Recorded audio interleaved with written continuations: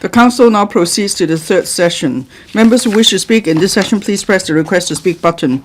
The debate themes of this session are promote integrated development of culture, sports, and tourism, and foster economic diversification. Take forward the Northern Metropolis as growth engine. Improve people's livelihood in pursuit of happiness. The policy areas covered in this session have been set out in the script for members' easy reference. Mr. Stephen Ho. Thank you, President.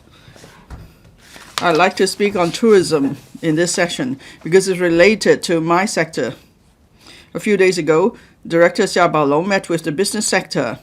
He made mention of one word in specific, that is Hong Kong cannot just rely on its existing, its traditional advantages, and we can't just rely on a single measure and it won't last us forever. So he said there's need to accelerate the upgrading of the tourism sector, and we make good use of the over 1,800 kilometers of coastline and the 200 plus islands. Now I'm going to repeat everything he said.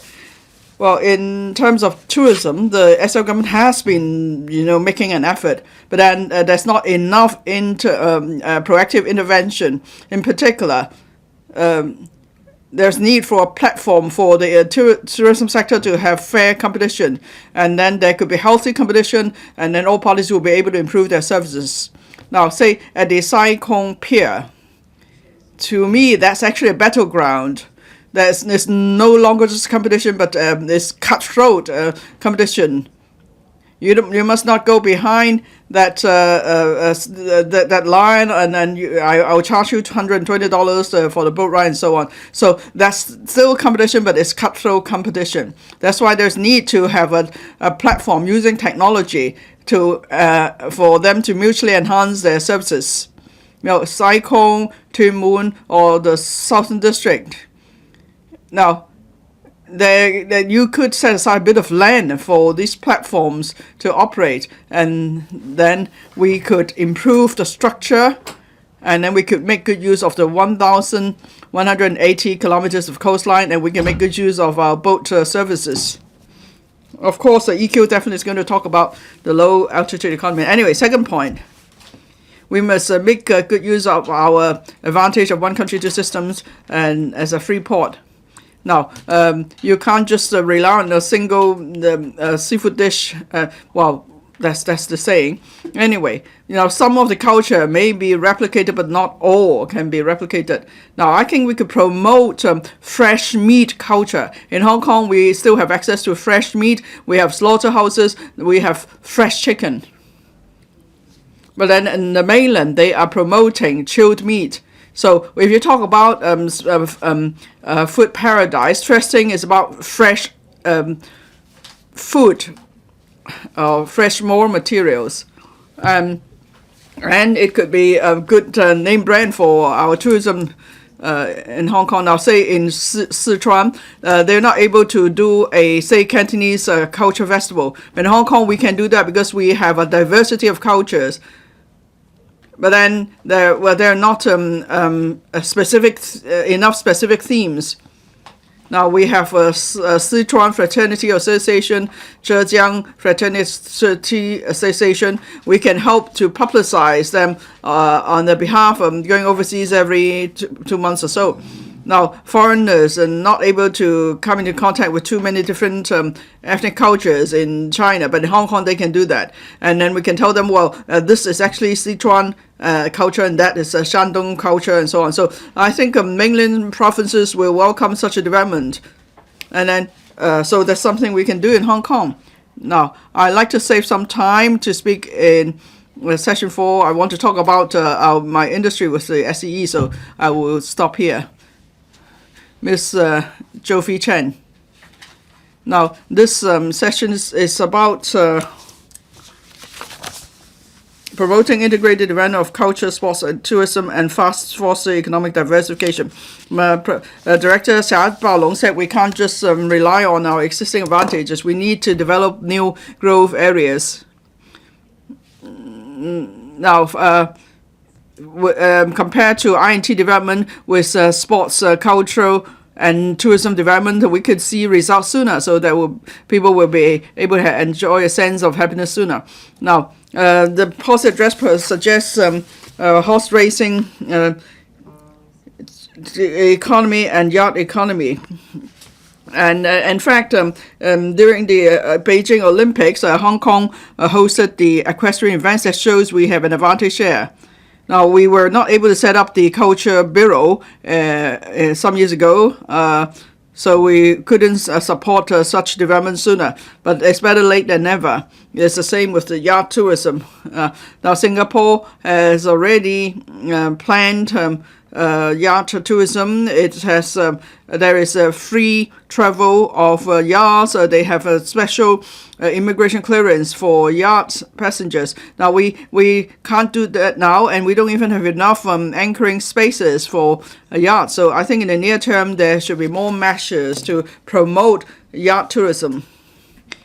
To start with, the government could consider mega events such as major yacht fairs and expo.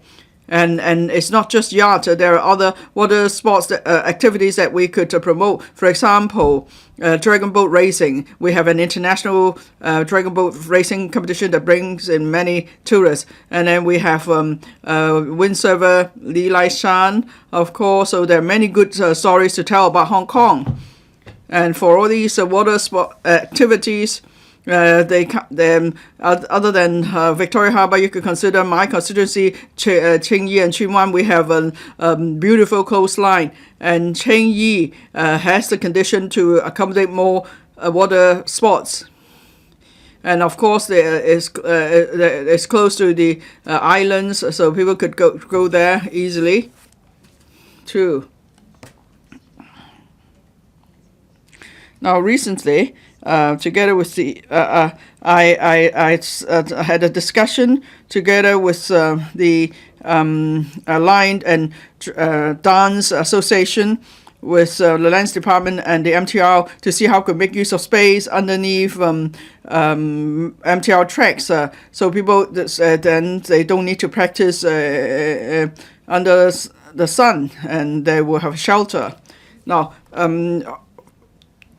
for line dance teams, they have to compete for venues with basketball teams and so on. So we want to find open space underneath the MTR track for them to practice. Now, we ought to promote line dance because it's a Chinese culture. I hope the government will pay attention to that. Now, there's invigorating Southern District, and there's also a plan to promote colonies development. So what about New Territory South? Can we have something similar?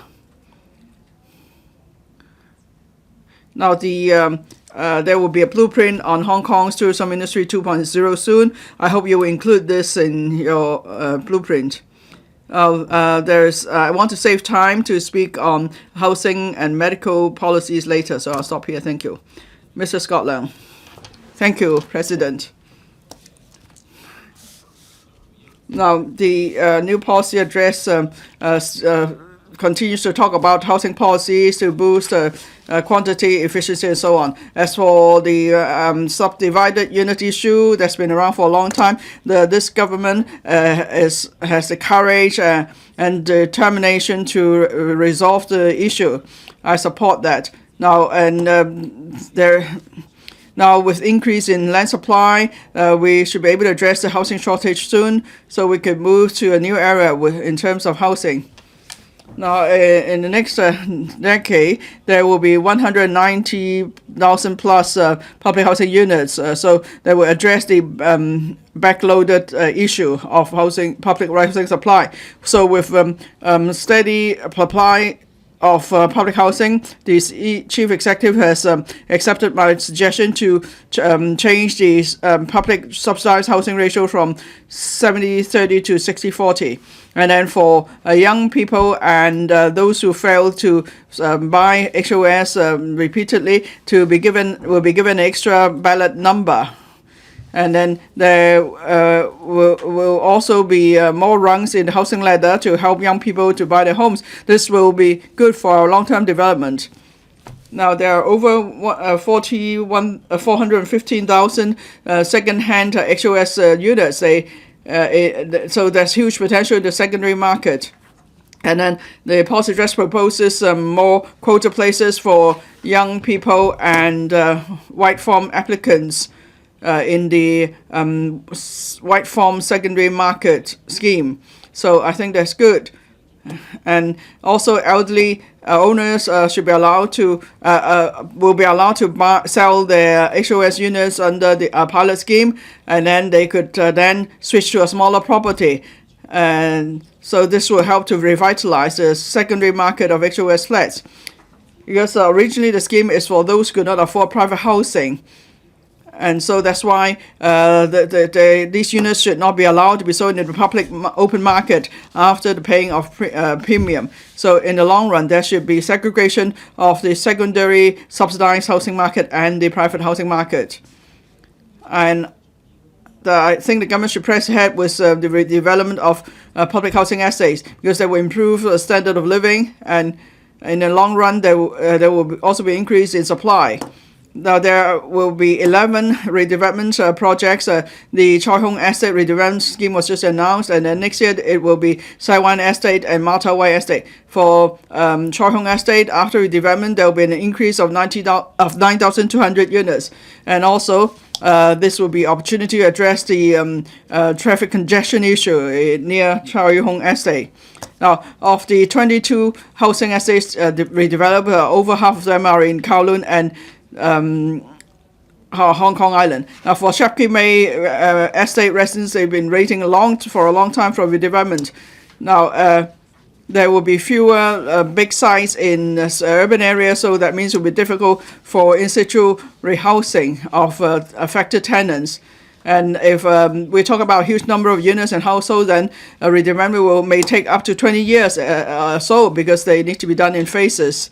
So that's why the government needs to plan early for redevelopment, and it should pick up pace too. And then there should be more housing units for receiving affected tenants. And there are about 100,000 SDU households now. They live in appalling condition. There will be an increase in public housing, so therefore we have the condition to phase out inadequate SDUs. Now the chief executive announced new policy, but there will still be many difficulties to overcome. About a third of the 110,000 SDUs may not meet the standards of basic housing units in terms of size and facilities, and some owners may choose to convert SDUs. So some of the SDUs may have to leave the market because they are not up to standards. So can we help those who will be displaced? That's really key to the success of the policy. The government is pressing ahead with transition housing and light public housing, and there could be the ratio of transition housing could be increased to 80%, so there will be 50,000 units. We believe there will be enough units to accommodate the affected or displaced SDU households. But as the government tries to phase out inadequate SDUs, the government must make sure that there won't be a large number of SDU households displaced in a short period of time. So there is need to increase the number of transitional housing units, and at the same time, the government needs to strictly enforce the tenancy control, landlord and tenancy ordinance to make sure that SDU households won't be displaced. And then the government's also listen carefully to the views of different sectors is to make sure that the new mechanism won't be abused. Now I'd like to turn to tourism. The policy address also has proposed measures in relation to tourism. There will be promotion of tourism, and then there are very mega events, night vibes, and tourism everywhere. This is to bring more tourists here. From January to September, 30 million visitors came to Hong Kong. That's an increase of 40% compared to the same period last year. I think we need to commend this achievement.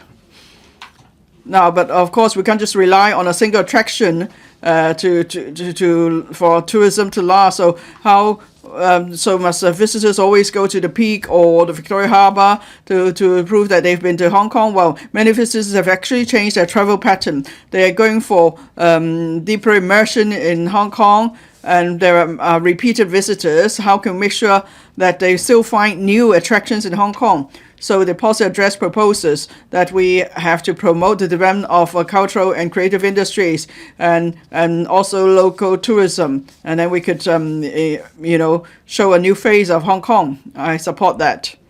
I think the government needs to work harder on several fronts.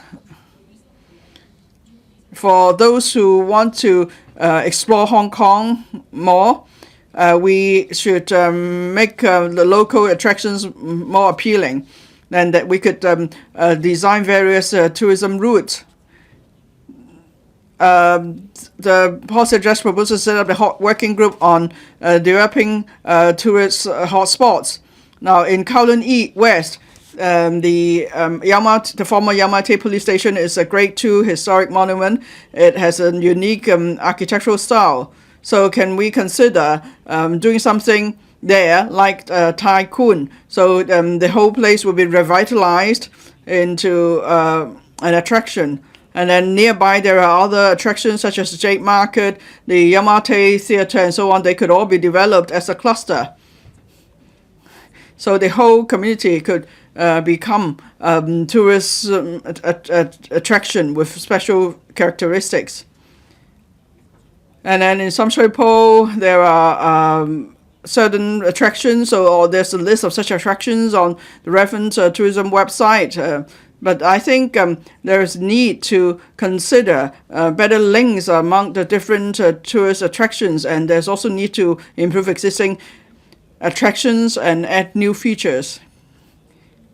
So the government should have regard to the needs of different visitor groups, and then come up with various walking routes, say for 3 to 4 hours. Maybe some visitors come here to look at our public housing cluster. So can we have a public housing estate route? And so visitors don't have to plan their own itineraries. They just need to follow such suggested itineraries, and they will learn about new attractions in Hong Kong. Apart from such local attractions, we need to make good use of major attractions such as the West Kowloon Cultural District. Every weekend there could be a market or a fair there. And so special cultural or creative products could be sold there in the market. And that will, of course, draw visitors, and it also promotes the development of local brands. Now, West Kowloon has a large open-air performance venue. Can we have regular drone or fireworks display? So people can visit museums during the day. At night, they will stay there for dinners and watch performances. This will promote the development of the West Kowloon Harbourfront. Thank you. Mr. Jeffrey Lam. Thank you, President. Hong Kong is a melting pot for Eastern and Western culture. We're the pearl of the Orient. We're seeing a change in the spending patterns of visitors and the locals.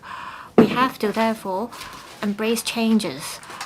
The government has rolled out a series of measures. This includes formulation of a new development blueprint for the arts and culture industries. It's also promoting mega event economy, as the commissioning of the Kai Tak Sports Park will happen soon. The government can promote Hong Kong as an event capital of Asia. The new Kai Tak Sports Park can be a landmark, and we can lure visitors from the Middle East as well as the ASEAN countries. Hong Kong is a well-known international financial center. As we leverage on these traditional advantages, we have to integrate into the national development. We have to promote diversified economy, to promote 8 centers, which is a positioning given by the National 14th Five-Year Plan. We have to promote the INT sector, the tourism sector, as well as diversified economy, but we need land. This is an important element. The Northern Metropolis will be a major source of land for us, and this is also an important engine for our economic growth. It is not easy to develop land. It cannot happen overnight. From site formation to the construction of infrastructure as well as approval and granting of land, all these takes time. We cannot wait until we lack land to create and develop land. We don't have a magical wand to turn primitive land into spade-ready sites. The government has the right to dominate how our land use should be planned. The government should do it in an orderly manner as it grants and approves land. And the land granted can be developed in a gradual manner based on the demand and needs of the market. What matters is that we have to adopt an infrastructure-led approach as we develop land. We need infrastructure so that we can make good use of our land. In terms of attracting business and capital, we have to enhance our appeal. The Northern Metropolis Action Agenda outlines the Northern Metropolis as a high-end logistics hub and I&T center, as well as a BCP economic hub. It is also a green and blue ecotourism node. It's going to drive different sectors and promote diversified economic development in Hong Kong. I support the collaboration between the government and the business sector. The land approval and granting should match the development needs of the Northern Metropolis. We have to bring in investors as well as high-end talents for such a development. I'm glad that the Chief Executive proposes in his policy address that he will, based on the needs of individual sectors, flexibly approve land. Also, in the Northern Metropolis, the government will identify 3 precincts in the size of 10 to 12 hectares. It will adopt the precinct development approach, and these lands will be developed by private developers. I believe the precinct development approach will help coordinate the development of the project. We had previous experiences in adopting such a model.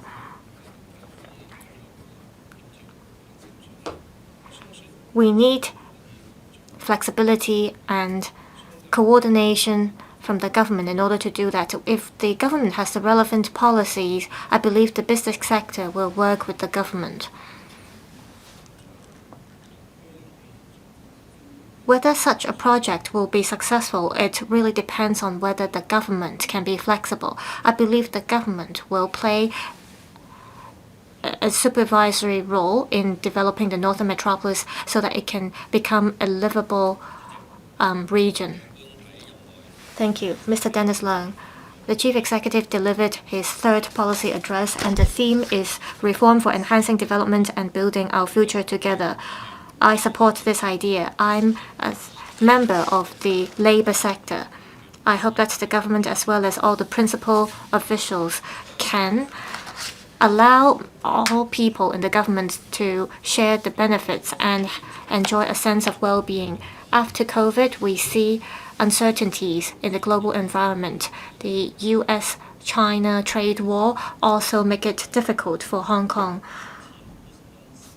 The business sector as well as all other people in Hong Kong are prudent in spending money.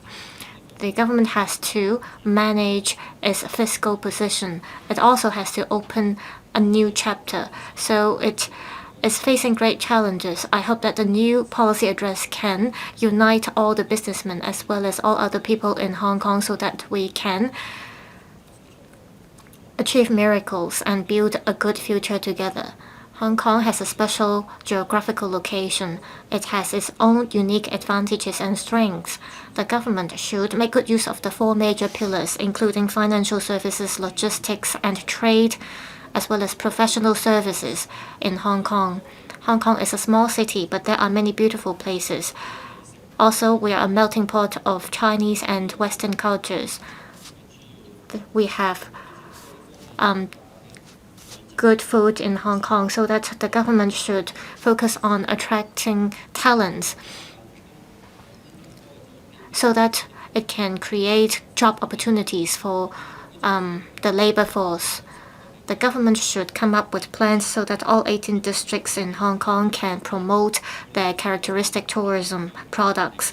Every 2 to 3 weeks, there should be district tourism festival to promote the cultures, architecture, and photo hotspots, as well as sports culture, green tourism products in all different districts.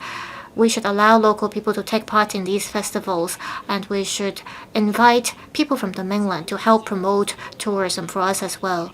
After COVID, many people from the tourism sector have shifted to other sectors. They have been contributing a lot to the city. The government should make good use of these people so that they can contribute to reviving the economy as well as the tourism sector in Hong Kong again. The FTU believes that we should take part in the working group on developing tourist hotspots so that practitioners in the tourism industry can shine again. We do not have enough land in Hong Kong, therefore, the housing supply cannot meet the demand of people. I appreciate that over the past 2 years, the government has been offering transitional housing like public housing units to address people's housing needs. However, the government has to work harder. It should shorten the average waiting time for public rental housing to 3 years. The government is going to combat abuse of public housing resources. I understand that we should all treasure public housing resources. Those who can afford private housing should vacate their units. Those who can afford, they will not opt for public housing. Those who are competent, they do not have enough money for down payment. For those who work hard, they cannot meet the income tax requirements and they're forced to get private housing. For those who have retired or who have had children, they are forced to pay high rental. Basically, there are no policies to help the middle class. The Permanent Secretary and other government officials have said time and again that they do not want young people in Hong Kong to lie flat. However, young people are forced to lie flat instead of doing it voluntarily. People who have a job, they want to become wealthy. I hope the government will roll out a revised version of the well-off tenant policies so that it can help those who can afford other types of housing to shift to other markets. For example, there should be a saving scheme. It should last for 10 to 20 years so that PRH tenants can save up money so that they can vacate their units when they can afford subsidized housing or private housing. Secondly, we should allow young people who have a job to switch to other housing market. Thirdly, there should be a housing market that links up people's income level with the rental so that they will not be forced to wait for PRH units. I believe there can be policies to help combat abuse of public rental housing. We should also at the same time help those who can afford other types of housing so that we can enhance their sense of well-being. Everyone can have the right to earn more. We want everyone to rely on their hard work to improve their own living environment. However, we need to work together. We have the can-do spirit in Hong Kong. However, we also need policies from the government. We should not stop people from making money and become wealthy. Otherwise, people will lie flat and do the bare minimum to get by. This will affect the productivity of Hong Kong as well as the revenue of the government. President, I'll speak in the fourth session again. I so submit. Thank you. Mr. Bill Tang. Thank you, President. In this third session, I'd like to give an overall view on the policy address. Previously, we had 30 minutes to speak. Now we only have 15 minutes. So I can only give an overview of what I think about the government's policies. I am a geographical constituency member of the Kowloon East District. I think we need housing, transportation, and other policies. We also want a more vibrant Kowloon East. So I will speak about the development of Kowloon East.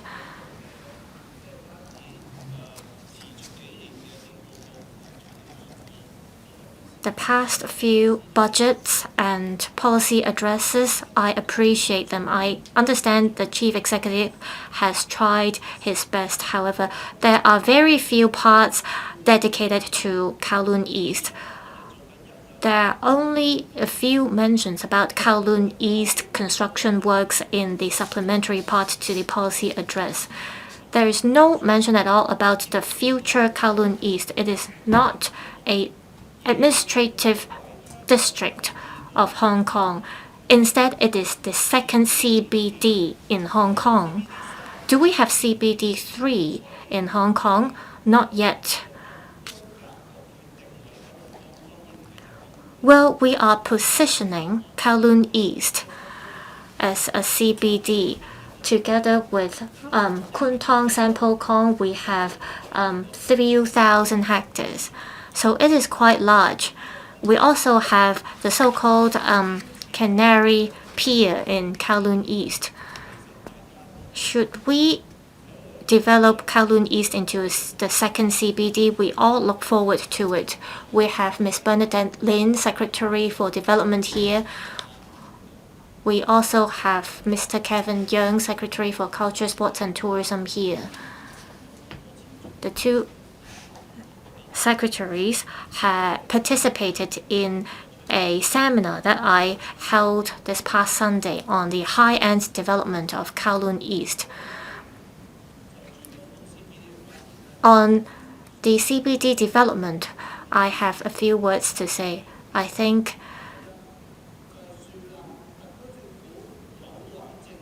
if we develop it into a CBD, it will help boost people's confidence in our government. We need to guide the market. We need to coordinate different sectors to pursue economic growth. We need to boost the confidence of entrepreneurs, startup managers, and so on. How do I say? So, well, I think it is not the fourth term government since I first had the idea of CBD2. It is the case that the public has high expectations. We need to pave the way for success for the next CBD3 potentially. Some say it's Kau Yi Chou Artificial Islands. Some may also think it's the Northern Metropolis that has been discussed a lot lately to focus on INT. If we have a good CBD2, then the public would have good expectations about CBD3 and vice versa. That's why we really have to make sure CBD2 does well. And in fact, for those who have been district councillors, we have had such concerns. We have seen persistent district problems because we have seen perhaps 8 government departments going to the same place to see why a particular road is rough. So I think with the CBD2 positioning, I think we can have innovative reforms in administrative side of things. And in fact, in Tianhe of Guangzhou, they have adopted this approach. And in London, they have also adopted the same approach to make sure there is departmental coordination. So with the CBD2 positioning, we need to make sure there is departmental coordination to take forward this positioning. It's just like what the airport authority does. I hope that there is a body like that for CBD2, and this would really show the government's determination if they indeed take this approach. Some wouldn't think that Kuntong is a place for shopping. Now it's different with more infrastructure, so people go there more. We used to talk about CBD too, but we shouldn't stop at there. We should say CBD 2.0. We should be more innovative and sustainable. And in fact, if you look at the purpose of the Energizing Kowloon East office, it actually says that we are to have 4 million square meters of office space. Once we have achieved that goal, is that it? No.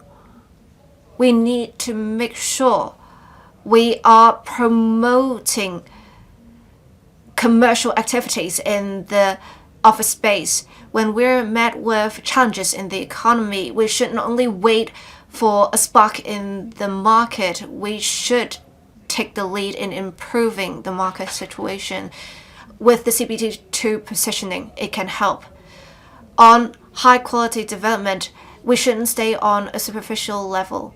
Before, we talked about how there were more financial institutions in the Kowloon East, but that's not because Kowloon East is attractive. It is just because it has lower rents. But it doesn't mean that Kuntong is of high quality. We can't have lower costs than neighboring cities anyway. In fact, the Electrical Secretariat has a report for the subcommittee studying the matters relating to Kowloon East, the one chaired by me. And in fact, for Kuntong and Kowloon Bay, the vacancy rate is 18.7%, higher than the average in Hong Kong, 16%. And the rent per square meter in Kuntong is $331. It's 1/3 of that of Central and Admiralty. So it already has a lower rent, but the vacancy rate is still higher than the rest or the average of Hong Kong. We shouldn't rely only on low rents. We need to make sure there is vibrancy in the area. We also have to be innovative. We need to be innovative in identifying market needs in order to have high quality development. With Kowloon CBD 2.0, CBD2 2.0, I would say we could refer to the experience of President Xi in Zhejiang. He had some strategies by leveraging on the relevant advantages of Zhejiang and find their positioning. We have rich business space and land supply. We have the Kowloon Kuntong Action Area as well as Kai Tak. We have much commercial space. In fact, when I talk to government officials, they say the industrial and business sectors love setting up operations in Kowloon East because they have industrial buildings there that are suitable for them. So not only is there commercial space, there's also some more affordable industrial space for startups in Kuntong. We also need more diversified business and industrial services. We shouldn't rely only on the current CBD. We have only 30% of such industries in CBD2. We have very varying industries in various industries in CBD 2.0. And with Trunk T2, it will only take 10 minutes to get from one Kai Tak to CBD 2. We will soon have infrastructure ready, and we should see good results very soon. We also need to have quality workers. As a member representing the labor sector, employers in the Hong Kong Island often complained it was hard to recruit people because we have a smaller population in Hong Kong Island now, especially those who are willing to work in the services sector. We have Chen Kwan O New Town, we have in Kwun Tong and Wong Tai Sin in general 1.7 million in population. We also need to rely on our rich history. We have the first district council in Kwun Tong. We had the first railway line in Kwun Tong. We have rich history. We have industrial activities. We also had collaboration between the government, the business sector, and the citizens. If we are to have a CBD seminar in Central, I'm sure it would not be as popular as a CBD2 seminar in Kowloon East. I will not go into details about Kai Tak Sports Park. We have an advantage with the harbourfront. We also have the advantage of having various statutory bodies. We have the Textiles Institute. We also have the latest Institute of Ivy in Cha Kuo Ling. We also have the HKUST. How can we leverage on our strengths to make sure Kowloon East do well? First, we have to reform the structure of the Energizing Kowloon East office. Can we be more accommodating so that the office not only will do land planning, they will also try to attract businesses and investment. They will also provide services to entrepreneurs. Next, we have to be creative. We have to make Kowloon East into a premier destination for entrepreneurship so that we can have a vibrant scene for entrepreneurship. Next, for Kowloon East, we can focus on sports. We have industrial and commercial space for national sports associations. Not only can they act as a base for them, it can also help them industrialization. The UST actually talked about specifically developing sports science. I think we can make Kowloon East into a sports destination. And I said earlier, we can make good use of our waterfront. We can make it a yacht club area so that not only is it Yao Tong Bay, but it's a yacht bay. We can set up pier infrastructure so that we can make good use of the water bodies in Kowloon East. I also want to say this. For Kowloon East, we can make it a base for the Alliance of Universities of Applied Sciences so as to promote the realization of research outcomes. Now we talk about Smart and Sandbox Kowloon East. We have been talking about developing low altitude economy. Can we make Kowloon East the pilot grounds for drones, for inspection of external walls? All we need is policy support to make this happen. On study abroad Kowloon East, we have much commercial space. Can we convert such to accommodation for non-local students so that they can be lofts? I have been suggesting this for many years, and I often suggested Kowloon East to be an ASEAN destination. We value our ties with the 10 countries in the ASEAN. I suggest that for some grade A office buildings, we can reserve 10 floors to provide rent-free facilities to the chambers of commerce in the 10 ASEAN countries in order to promote the clustering of such organizations. I so submit. Mr. Chen Su-hong. Deputy President, in this session, I will talk about specifically how to develop low-altitude economy in Northern Metropolis.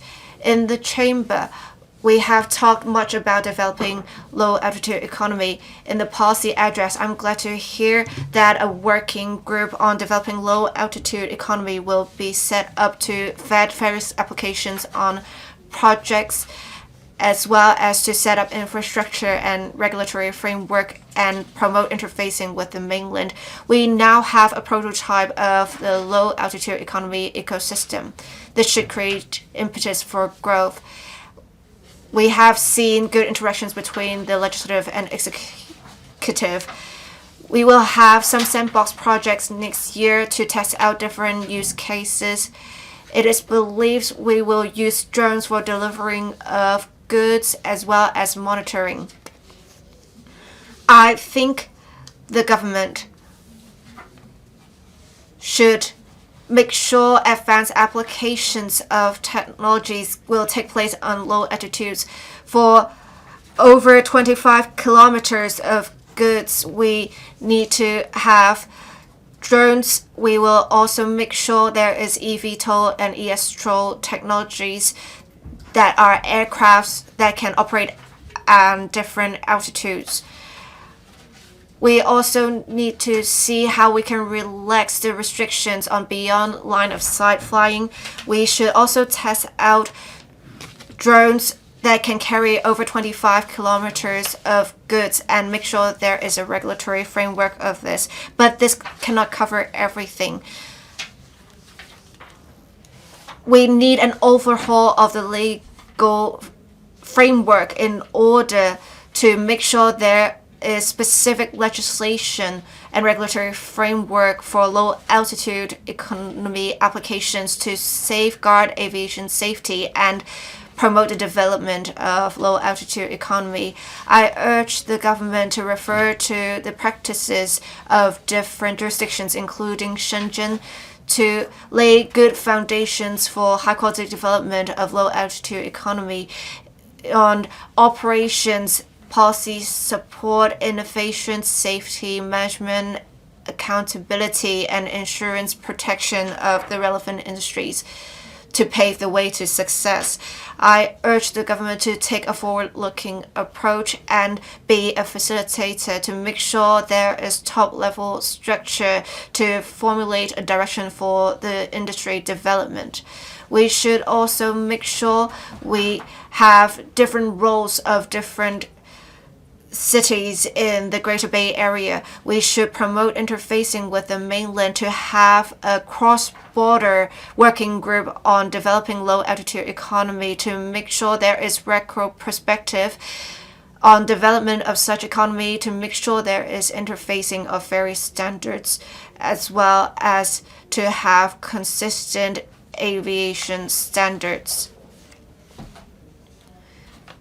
In order to attract mainland and overseas companies and talents to come to Hong Kong, I suggest the government set up a fund to increase input in investment and make sure there is an industry chain in Hong Kong to promote the clustering of talents and companies in Hong Kong, so that we can also act as a connector to help mainland companies go global and attract foreign companies, capital, and talents to make contributions to the country. Now I'll turn to Northern Metropolis. Now we want to promote the development of a new productive forces, and we want to promote I&T and R&D, so we need land. Now, in my proposal to the Chief Executive, I propose that if we adopt the traditional approach to develop, the Central Technopole is no longer appropriate. And then the Northern Metropolis Development Office cannot really cover the development of Sentin technology techno park, so there's need for a specific office, dedicated office to do that. Now, in Hon Starry LEE, Hachun, and NDAs, some of the logistic land could be used for a company led by the government. It could formulate a strategy for developing a logistic park and bringing in investment and so on. And then there are 3 sites with the commercial value. They will be used as pilot sites for integrated development. And I'm glad to see that. Thank you. Dr. Teck Chi Yuen. Deputy President, because of infighting, our progress has stagnated for a while. That's why I support the government's effort to speed up development. Now, the Northern Metropolis is a major development project. 2.5 million people will live there.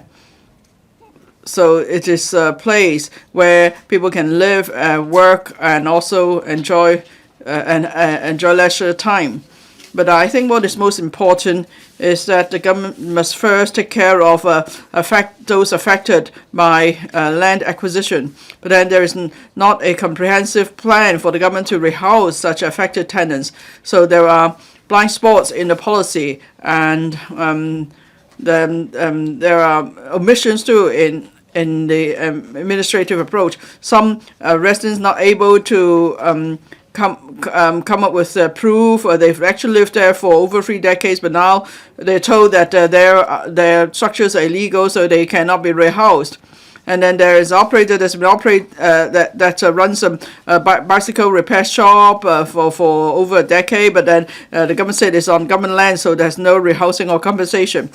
The Secretary for Development always say that she will give a human touch in handling cases, but residents and I only see that the government's being callous.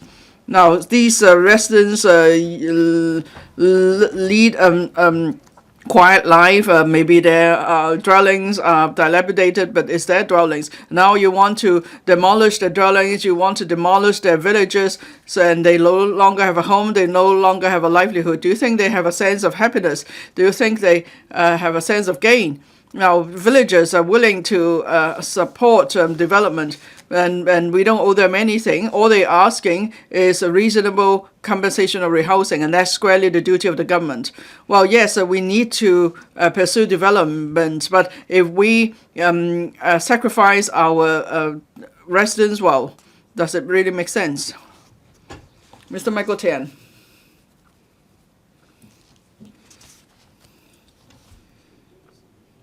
Well, I have limited time, Deputy President, so each year I always have a theme to go by when I speak on the policy address. Last week, there's the U.S. presidential election. Donald Trump won unexpectedly, and he even won the swing states. I think everyone was caught by surprise. Now, Donald Trump repeatedly spoke about discriminating against the Latinos and the blacks, but then these 2 groups of people voted for him, and that's the reason why he won. So what I learned is that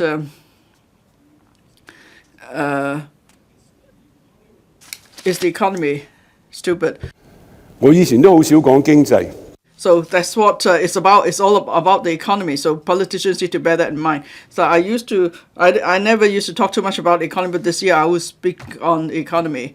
Now, it seems that most of the KPIs are about service quality, personal safety, minimizing complaints and dissatisfaction of the public.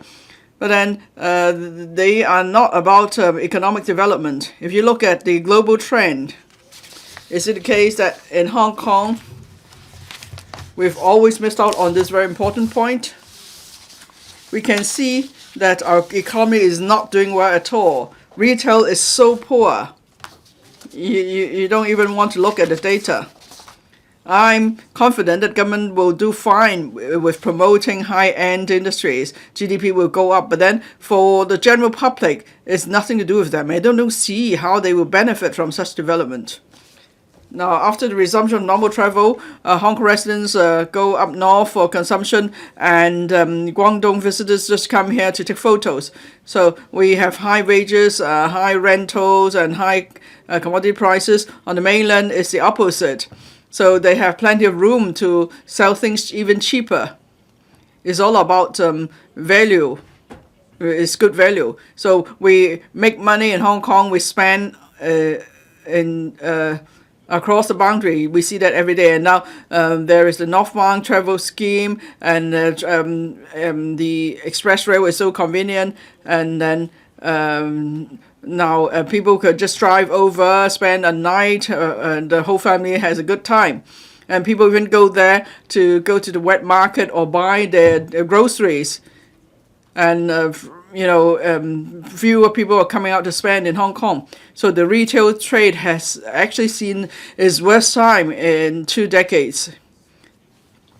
Now, if you look at the data in the past 2 decades or so, the retail volume in the first 9 months is $280 billion, is worse than $290 billion in 2019. So we're back to the level some years ago.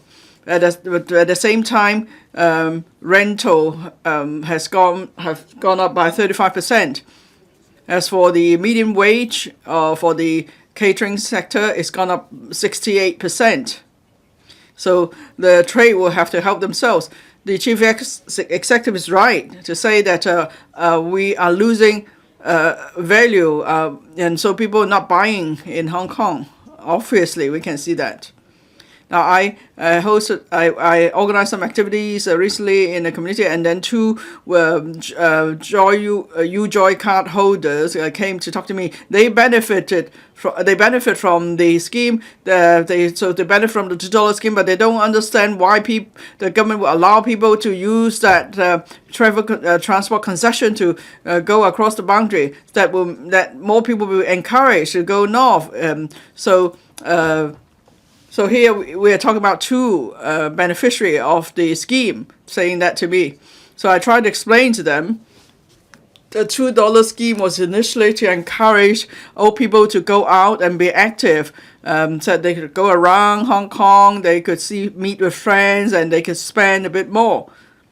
So if they've been to most places in Hong Kong and there are no new attractions here, and then they may choose to go to the mainland because the mainland is huge. They just spend $2 to get to the boundary control point, where there's nothing I can complain about, even though it hits me hard. But actually, that's the original intention of the $2 scheme. I've said this many times. In the near term, the government could waive the rates for all shop premises in the next 2 years, because that account for about 5% of rent. So rents have to go down 30% before the retail trade could survive. But then the rates cannot really help us to stay afloat. The concession will only allow us to see through the tenancy, and then we could renegotiate rent. So in the long run, what do we need to do? We need to promote economic development. Now, there's high-end local economic development and development related to people's livelihood. High-end means financial development, healthcare, and so on. But it's nothing to do with the general public. With people's livelihood, it's all about retail and catering business. That's how people see the economy is doing well. Now, if the public coffers do well, or financial services do well, the general people don't see that, don't feel that. Now the government has worked very hard to promote the night vibes and whatever vibes, day vibes, whatever. But I agree with the chief executive. Having good value is important. My own experience is that. Good value doesn't mean, getting cheaper and cheaper. As many members pointed out, you need to have something unique or for the same type of services. You can compete on price, but it's not possible for us to compete with Shenzhen. So therefore, we need to come up with something that Shenzhen doesn't have. Then people will stay here to spend instead of going to Shenzhen. Now, over the years, we've benefited passively from the various developments. The government is now trying hard to promote the economy. I'm glad to see that. But it seems that the government doesn't quite get the point. Now, Temple Street, drone shows, firework displays, they are popular, but then it's free. People just come here to take photos. Will they come back again? So they take photos and they leave. How can we keep them here to spend? I think it's about infrastructure development. The long-term investment is about building infrastructure so people will keep coming back. Mega events without the infrastructural support won't work. What do you mean by mega events with infrastructural support? Well, the Kai-Tak Sports Park is a good example. Redeveloping the tennis courts in Victoria Park, hosting world-class tennis events. Well, that's the kind of infrastructure we look for. And then Southern Lantau Island, hotels there for recreation purpose. And now, if there is no investment in infrastructure, then we cannot really develop tourism. Director Xia Baolong just said that we need to make good use of our coastline and our islands for resort tourism. So the government doesn't really consider the economic benefits when it spends money. Maybe it's afraid that people will allege them for collusion with the businesses. Now, some examples are like the public markets. Now there is open tendering, so it's all about fairness. Whoever comes up with a higher bid, that person will get the store, but they never ask how much business that the operator can generate. Now, the turnover is 5 times different between 2 meat stores, but the one with a low rank will be able to survive better, even if the store is not doing so well. So have you ever considered economic benefits or cost effectiveness? Do you want every store to do well in the market, or do you want some stores that are not patronized at all? Now, if that's the case, then if more stores are not popular among consumers, then no one will go to the market eventually. So we need to talk about economic benefits. The government needs to change its mindset altogether. It has to look at the business volume. So say on the same floor for stores of the same type, the government needs to compare the performance. The ones that don't perform well should be asked to leave. And then the government asked me, how does the link grid manage its markets? Well, I told them the link grids will see whether a store is making money or doing good business. That's an important criteria for renewing the tenancy. And then link grid will check how much business volume there is each day for each store. It's not difficult to ascertain that. They will compare stores that sell meats and other stores that sell other items. They'll be able to tell how much business they do each day, so they can do comparison. Now, the government talks about developing Southern Lantau. We have beautiful beaches, good water quality. But then, if there are no industries there, how can we have economic benefits? Well, if it's just a beautiful beach, people come there here to take a photo and they leave. But then if you invest so much into it, you want to bring in industries, to build hotels there. People will stay a few days, or then they go to Disney Park. So there's need for a road. That government is considering a tunnel between Mui Wo and Discovery Bay. So then we can have South Lantau resort hotels. People will maybe then spend a week in Hong Kong. A few days they stay by the beach. A few days they go to the theme park. So these industries are important for Hong Kong. But people say, well, if there are so many hotels, then the beaches will become crowded, and people may have to queue a few hours for different games inside the Disney park. Well, it's true. We need to strike a balance. But I think now it's too one-sided. That is the real problem. Recently, I've been advocating redeveloping the tennis court in the Victoria Park. I've talked to many experts, and they say that they're confident that we can do so. We have some big tournaments, and we will be able to get sponsorship. However, these sponsors ask that we have outdoor venues that can house a few thousand spectators. We don't need sponsors to build these courts? Well, some places they ask their government to do so.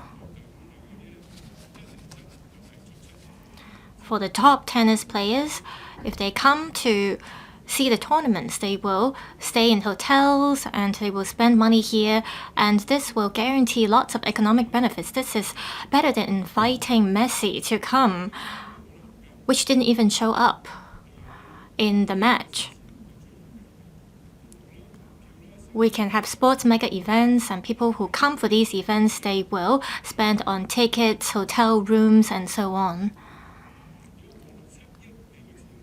Some people say that it's not worth it to build a sports park with $600 to $700 million. Well, I don't agree. This is priceless if we have a good venue. O'Sullivan may bring a friend or may want to invite a friend to come here, but that friend may find the rent in Hong Kong too high, the living cost too high. However, if we have good transportation network and good housing with all the beautiful beaches and new development areas, we might be able to enhance our appeal in terms of our living environment. And these are all priceless. I so submit. I support this motion. Thank you. Ms. Eunice Yong.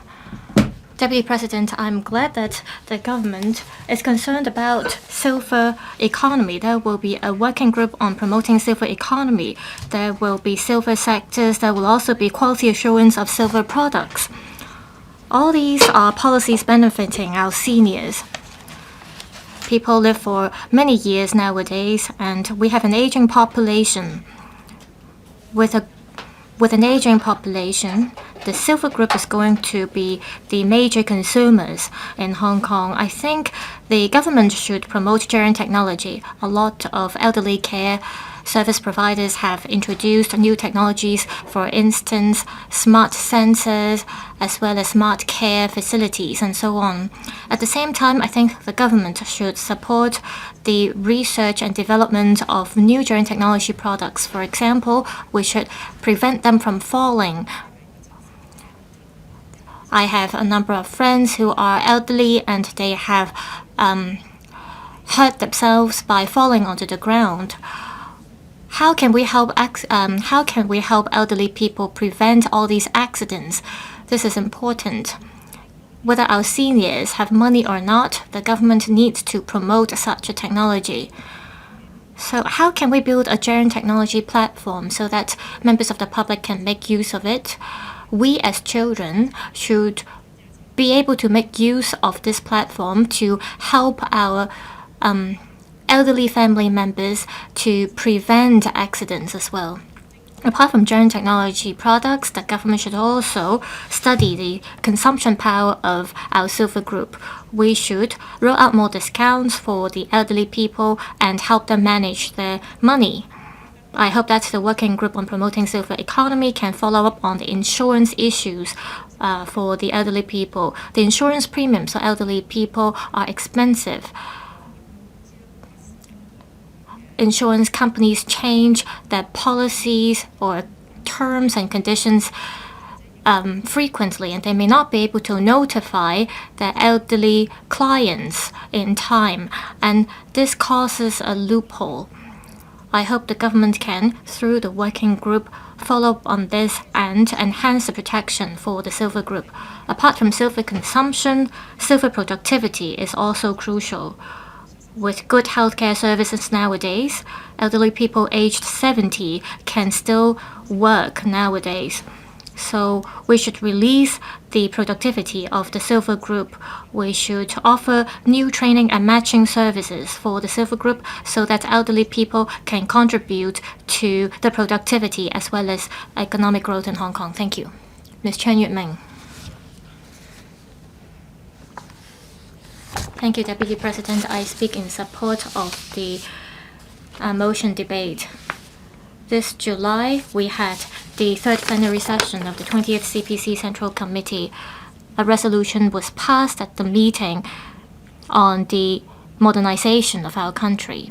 Mr. Xia Baolong met with the business sector recently, and there were 6 needs and 3 hopes put forward. We're facing a different era now. We cannot rely on our traditional advantages or one single trick. We should make reforms. We should be proactive to open a new chapter for Hong Kong. The theme of this year's policy address is reform for enhancing development and building our future together. This is in line with the expectation of the central authorities. I'm glad that the Chief Executive has taken on board our suggestions this year. First, the site in Sandy Ridge will be turned into INT uses. Also, the government is going to expand the site at Sandy Ridge. It will turn the site into an international data center.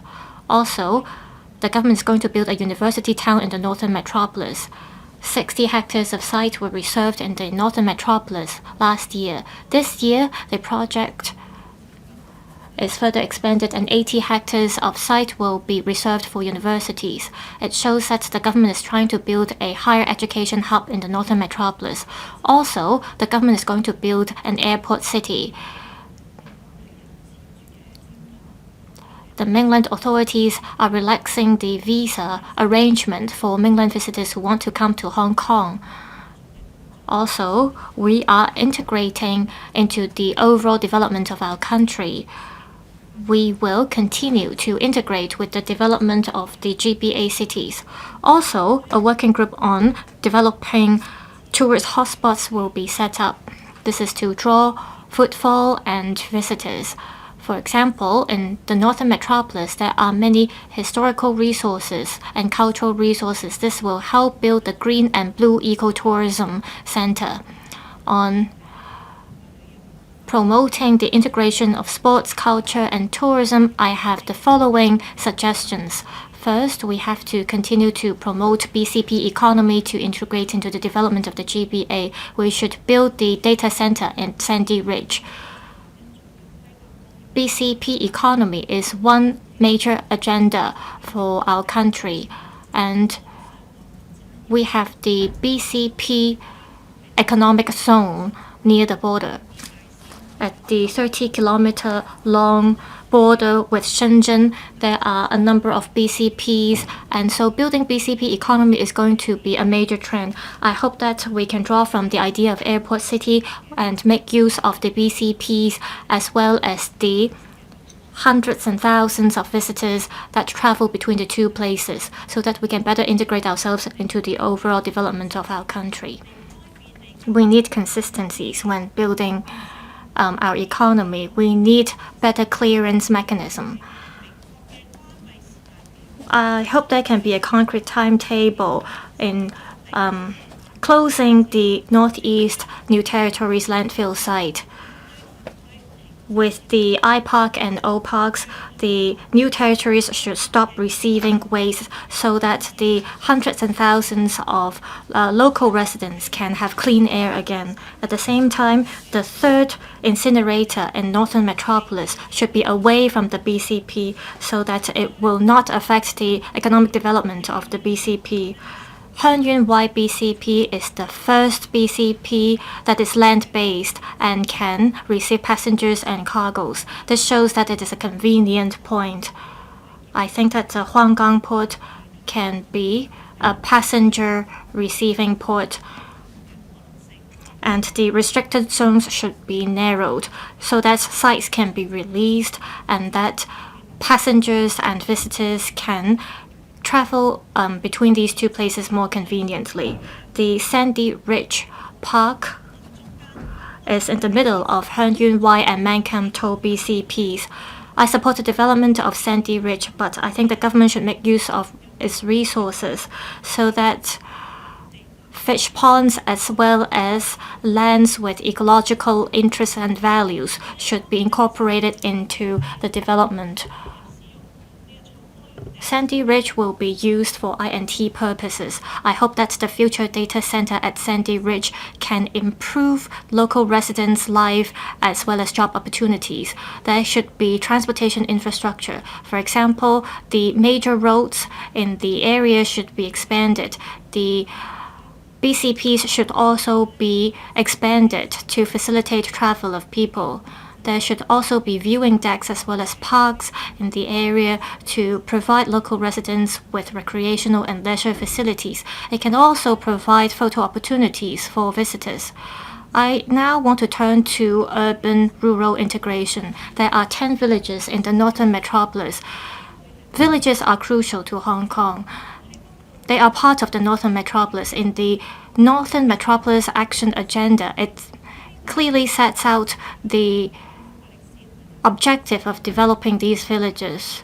I hope government can make good use of these resources so that it recognizes the values and cultures of our villages. Currently, there are 136 declared monuments, and there are 50 some in the New Territories. Most of them are in Yuen Long and the northern part of the New Territories. In the past, there were many people traveling there, so we can study the routes so that we can better understand the history. We should also study the rituals and religions as well as the eating habits and diets of the people there. And these villages help preserve all these cultures. I fully support the government in promoting village tourism. The government hasn't responded to villagers' expectations and aspirations for these developments. Many villages in Hong Kong that are not connected to our sewerage system, and there have to be septic tanks in their houses, and there are no fiber-based broadband or optic fibers. So that young people do not want to stay in these villages, and this threatens the passing on of the cultures. We don't have a consistent direction in terms of how we should develop our villages. I think the government should roll out a development blueprint for our villages, so to have a clear positioning of our villages in Hong Kong. Also, the government should relax the relevant barriers and restrictions and make good use of our villages. We should think about making reforms to make good use of the lands in our villages. With limited villages, we should think about how to ensure sustainable development of these villages. We should enhance the integration of urban and rural areas. Third, the Kai-Tak Cruise Terminal. Let's do better with the infrastructure. Let's turn this into a check-in spot for tourists. On integrating culture, sports, and tourism, rural tourism holds potential. We have many underutilized resources. The Kai-Tak Cruise Terminal is a case in point. It's in the urban center. It has been in use for 12 years. Over the past few years, we had COVID. The International Cruise Association said the number of cruise tourists in 2023 exceeded the level in 2019. News reports say we actually welcomed fewer cruises than Singapore. Some operators pulled out of Hong Kong. We missed opportunities. I put in an oral question during a council meeting, and then I got a bland reply. The government said it would seize new opportunities by working with the mainland. What's missing is a plan to develop Hong Kong into a cruise hub. How do we get our cruise terminal to support tourism? No plan. It takes time to turn our cruise terminal into a home port because it takes a year for cruises to plan ahead. So as a short-term and medium-term measure, at the cruise terminal, we need more commercial elements. We can put a rocket model there of the central rocket, or we can invite the central government to send warships or an aircraft carrier here. And then we can tell China's story well, and we're making good use of the space. Look at Japan. We can do outlets, retail outlets, or we can have entertainment facilities at the cruise terminal.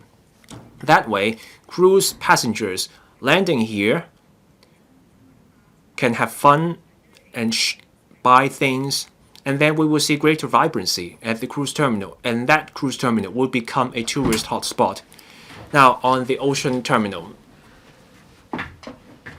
there is support, and it's doing well. In contrast, the Kai Tak cruise terminal should be more than just a place for people to get off their cruise. We are missing facilities, retail, transport, none of that is there. And that's not giving full play to the cruise terminal's potential. I so submit. Mr. Andrew Lam. Land and housing remain on top of the agenda. We need land for industries. Land is also needed for housing and infrastructure. We cannot drag our feet. Of course, the northern metropolis matters, but relying on brownfield sites for land is too idealistic. That's because when you resume land, there are socioeconomic impact and there will be resistance. The artificial islands of Kaoyuqiao will provide a large amount of land, and that will put the government in control of land supply. I support continued effort with the artificial islands. Our population is mobile. We must bear in mind the demand because of that as we plan our land and housing. Flats are often very much occupied with very few vacant units available. We need to go ahead with urban renewal and attract new talent. Along with light public housing, our housing supply will reach 189,000 units. That's over the next 5 years, and that's up 80% from the start of the current term government. Waiting time for public rental housing is now down half a year, from 6.1 years to 5.5 years. We're also turning the tide about this backloaded situation in housing supply. And then we will also have 21,000 transitional housing flats. That gives us confidence in grappling with long-standing, major and tough issues, poor living conditions, high home prices. The best way to deal with that is to work on the supply. There are calls to fix substandard subdivided units. The government responded by proposing basic housing units. That shows commitment. Combating tenancy abuse and BHUs, and also attracting more visa students will affect the prices of private flats. Every move comes with wider implications, so let's keep a close tab on home prices. The government pledged going for the low-hanging fruit first for BHUs to make sure it's an orderly approach. That's prudent. For a capable government, long-term thinking is needed. For all policies, including housing, the government must present its thinking clearly. The policy address proposes enhancing the housing ladder, and that includes tweaking the split of subsidized sale flats and public rental housing. More subsidized sale flats, fewer public rental housing flats. A clearer housing ladder will give people an easier time buying the home they want. The Secretary for Housing mentioned at the panel meeting plans for converting PRH flats into SSF flats. We need flexibility, and we also need a timetable soon so that we can allocate resources in a timely way. Now, helping people get on the housing ladder with land zoned for undetermined uses may not work all that well.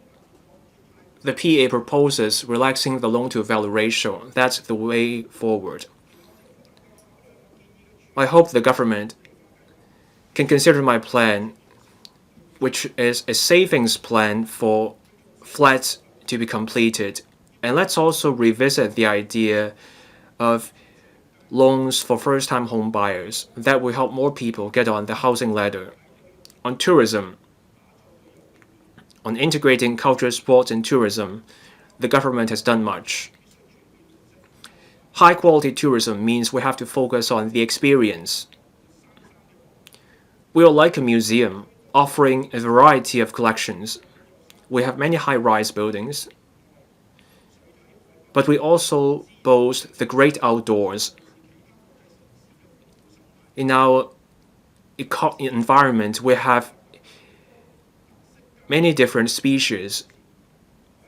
The PA this time proposes coastline tourism, and that's in line with what I've been calling for.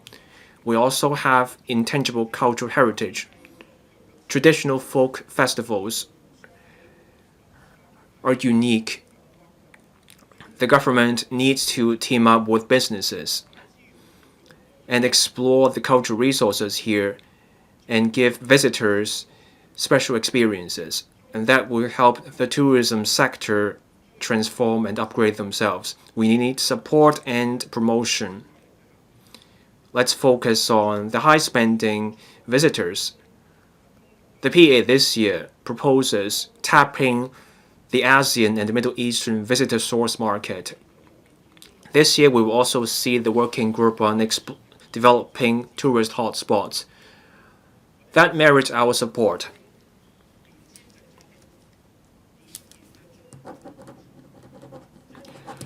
There are people looking to visit mainland China, but they're in transit here, and that requires us to give these visitors greater ease, such as in transport and payments. We want more visitors on multi-destination tourisms to pass Hong Kong. Let's make good use of existing resources so that we offer a diverse set of experiences. That way, more people come here to live, work, and park their money so that we can move towards the 8 centers. I so submit that support the 2024 policy address. Dr. Chow Meng Kong. Deputy President, I want to focus on housing. The policy address this year proposes many measures, such as more places under the WSM scheme and more places, better chances for buying flats for young people. I can see the sincerity, but the measures don't go far enough. Aside from more places under the WSM scheme, I also have some further ideas. Let's reinvigorate the housing market, speed up the turnover, and provide more opportunities for upward mobility. First, we need to change the housing laws. We should let senior homeowners to trade down without having to pay the premium. That will speed up housing turnover. The Housing Society has already launched such pilot schemes. So let's try that with the Housing Authority's HOS flats. Seniors who sell their larger flats can also get a large amount of cash that can meet their living expenses and other needs. Families living in PRH flats can also buy bigger flats, and then their existing flats go to people who are now staying in SDUs. So that's a great outcome for many people. Now for WFSM flats. We should remove that 1-year rule under the WSM flat. If you get the ballot number, you have to apply for the certificate of purchasing. That is, the white form within 1 year, you have to buy the HOS flat. Many people need more time after getting the ballot. They need to visit the flat and they have to consider their career and other conditions. So can we consider dropping these rules? Can we drop this 1-year rule for WSM buyers so that we improve their chances and let these people make the most of their ballot? In the future, we should also have a replacement system for the WSM scheme. When these people do not buy a flat in the end, we should let other people further back the queue buy their flat. Now the figures are terrible. Now, we should also further extend the mortgage default guarantee period for flats in the second-hand market of HOS flats to 60 years. I thank the government for adopting the ideas from G19. The period has now been extended from 30 to 50 years. Let's look at local figures. Default rate for outstanding loans, it's 0.07%. This shows Chinese people value the homes they live in. The last thing they want is to have their flat repossessed. Over the past 12 years, the default rate for those loans has been 0. The mortgage default guarantee has been around for 36 years. We lost no more than $1 billion in public money because of that. If we can revitalize this market, and I'm talking about 300,000 flats, you will see many more flats freed up. For second-hand, premium unpaid HOS flats, and once you have this new, longer mortgage default guarantee period, many new transactions went through. And I can see for SDU, PRH residents, young people, the banking sector, and the government, my plan will bring great outcomes for all 5 groups. So let's put that measure in place soon. Let's look at home price increases over the years. Maybe it's time to revisit the tax bands of the ad valorem stamp duty. Can we raise the threshold from $3 to $5 million? This means if you buy flats below $5 million, you pay just $100 in your stamp duty. We should help first-time home buyers. Can we exempt the stamp duty for first-time home buyers if they buy flats of a certain value? This matters for young people. They can save tens of thousands or even hundreds of thousands of dollars. Those amounts matter.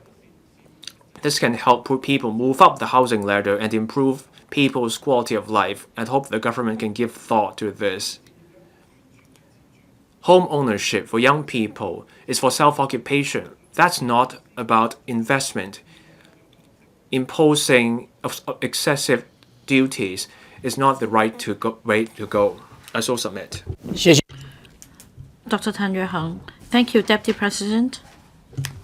This is a session on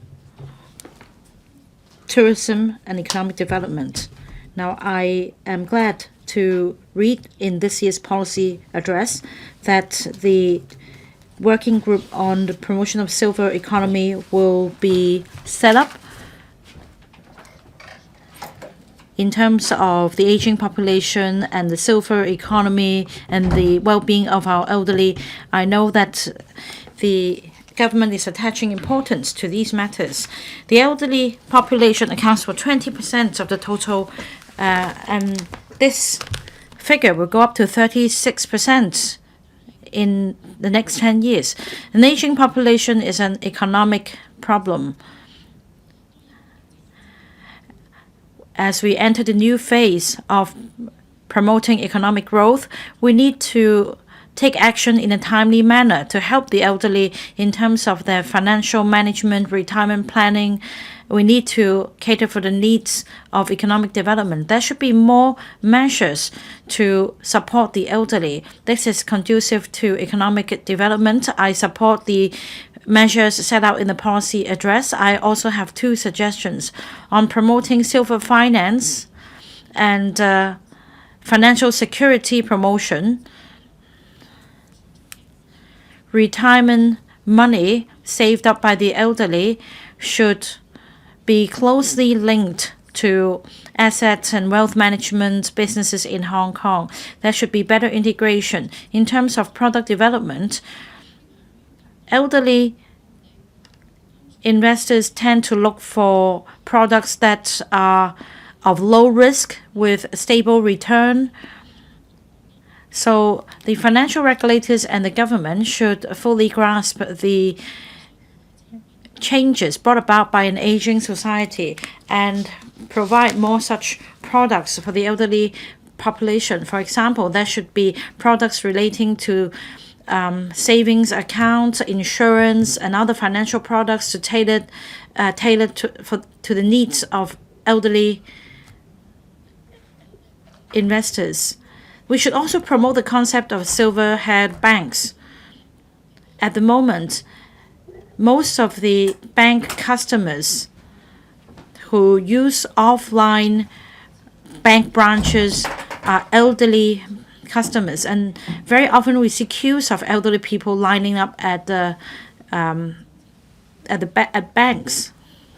The government should consider providing tax concessions to support enterprises.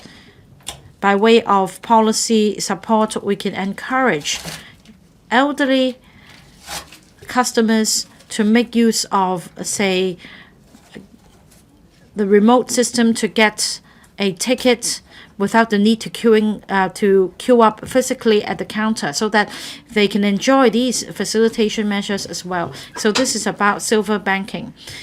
My next point is that we have the capability to further promote asset management business to support the silver economy. In terms of mutual access arrangements, we are going lateral from the mutual access programs for stocks. We expand the programs to cover ETFs and as well as wealth management. We should continue to lower the threshold for mutual access. As we upgrade and transform the mutual access arrangements, we should improve financial infrastructure so that more emphasis can be placed on helping silver-haired investors. For example, we can have cross-boundary wealth management connect as well as looking into more related products. And there should be more choices in terms of retirement planning and pension for elderly people across the boundary. Mr. Johnny Ng.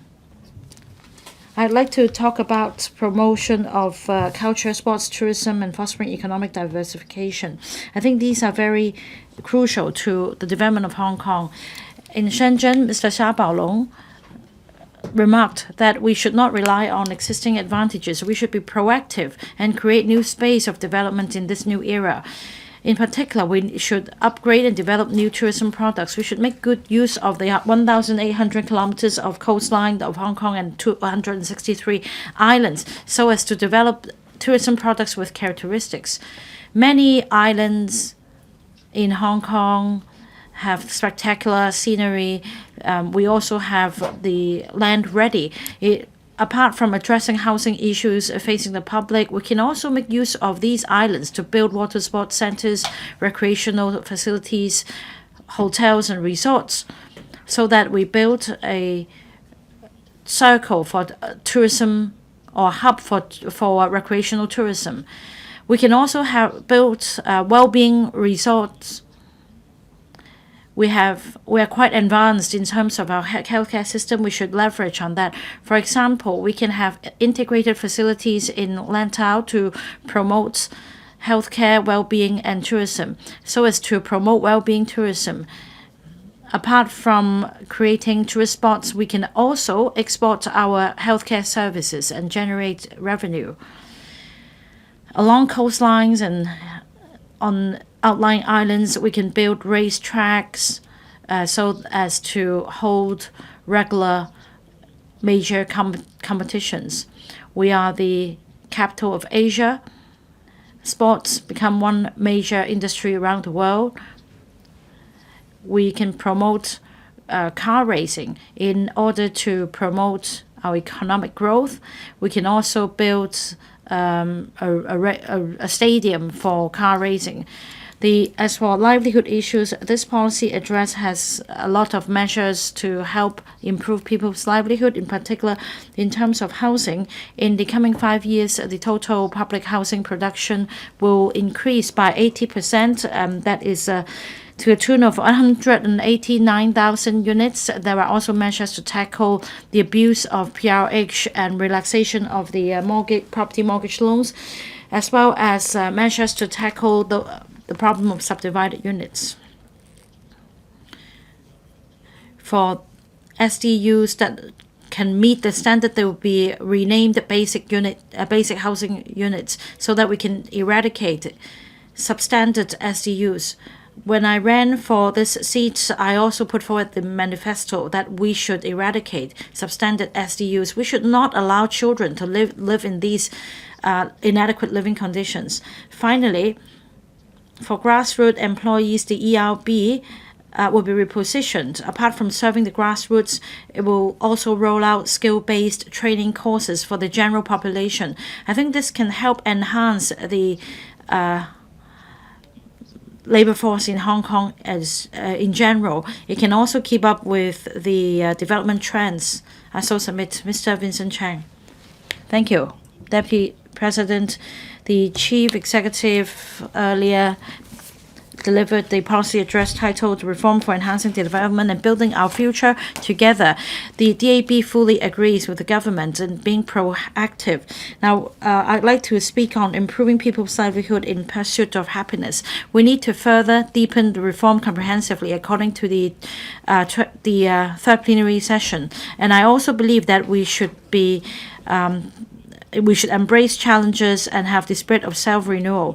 I'd like to speak on subdivided units, and there will be a registration system put in place.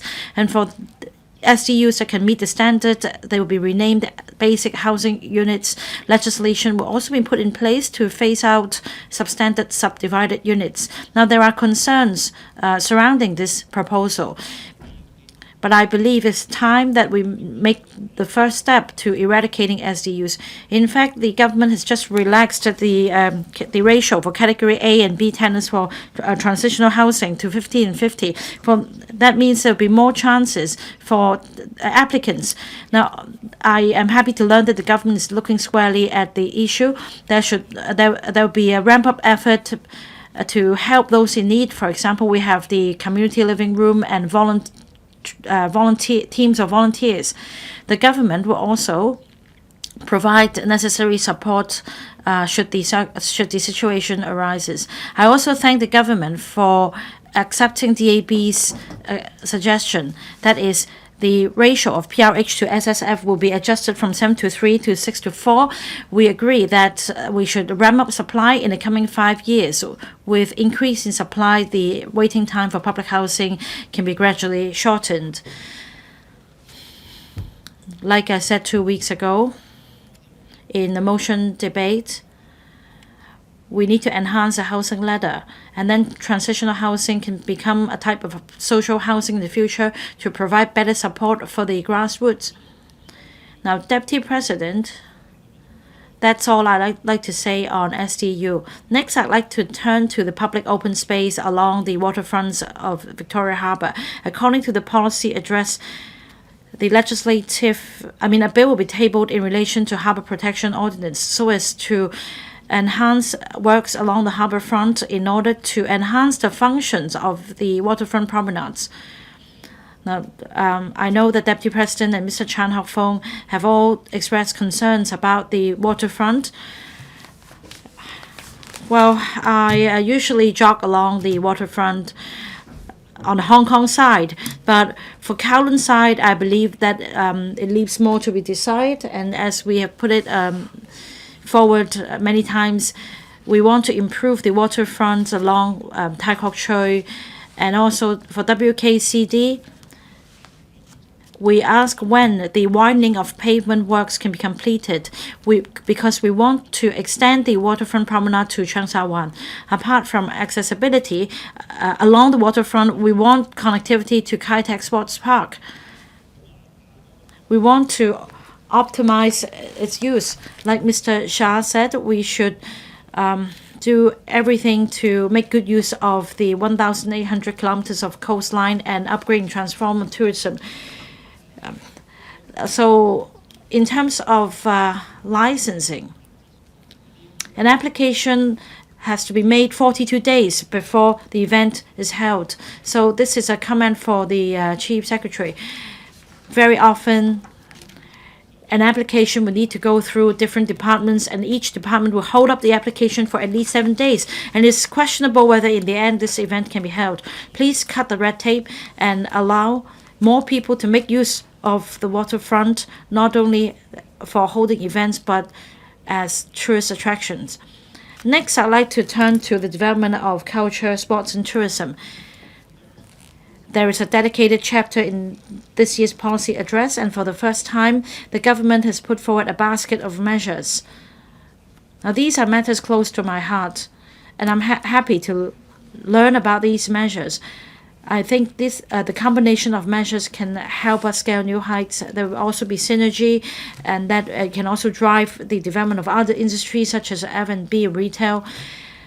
I think the highlight is on the commissioning of the Kai-Tak Sports Park. According to the Chief Executive, the major competitions or events will be held at Kai-Tak Stadium, and we will be hosting these events. Hong Kong team will be the home team, and we just had the countdown to the 1 year countdown to the 15th National Games. As a member of the Commission, I would very much hope that more major events can be held, so as to attract a wider local audience to enjoy the games and to drive economic growth. Through the earmark system, I hope that more competitions can be held in Hong Kong. On top of competitions, we need to enhance our competitive edge for the athletes. And recently, I went to some games held locally. It's quite enjoyable, but I think that we need to add some entertainment to these games so as to make the games even more enjoyable, so that we can all be fans of a basketball team or a football team in Hong Kong. Now, coming back to leisure and recreational facilities, I understand from the policy address that a swimming pool and a fencing facility will be built. This can help encourage or foster the culture of swimming. But the government should do more to improve facilities in general. And we can also collaborate with the Greater Bay Area to address this bottleneck issue. It's quite difficult to add more hardware to our existing facilities. Now, in Europe, well, this may be quite difficult for Hong Kong, but in Europe, in places that are cooler, like Art Basel, they can have inflated facilities. And then you can have football games and other sports games. It can be set up easily. So that's one suggestion for the government to consider. Coming to my next point, apart from sports for all and hardware, I'd like to talk about the Hong Kong Sports Institute. The policy address mentioned that we need to enhance training for athletes and coaches. I declare interest. I'm the chairman of two newly established sports committees. Our athletes have achieved great results in the Paris Olympic and the Paralympics. Now, their own effort, of course, is the key to success, but their supporting team is also very important. We need the cooperation and the backup of sports, medical science, and so on. Now, the Sports Institute has signed a memorandum of understanding to offer a supporting platform to support our athletes to extend their sport career. I have been involved in the work of the Sports Institute for a long time. I know that the management has done a lot to enhance the governance. A set of transparent and fair mechanism has been established to ensure even distribution of resources. They would deal with everything from the perspective of the athlete, rather than just focusing on their performance. However, I heard from the media that some athletes complained that they were bullied by the Sports Institute, and also some conditions were imposed so that they could not represent Hong Kong in international competition. But I have to say that these accusations are extremely unfair. The Hong Kong Olympic Committee and Sports Federation and the Sports Institute would deal with each and every case seriously, according to the established mechanism. Athletes have to sign a contract and comply with the rules. By complaining, it doesn't mean that they can be exempted from these rules.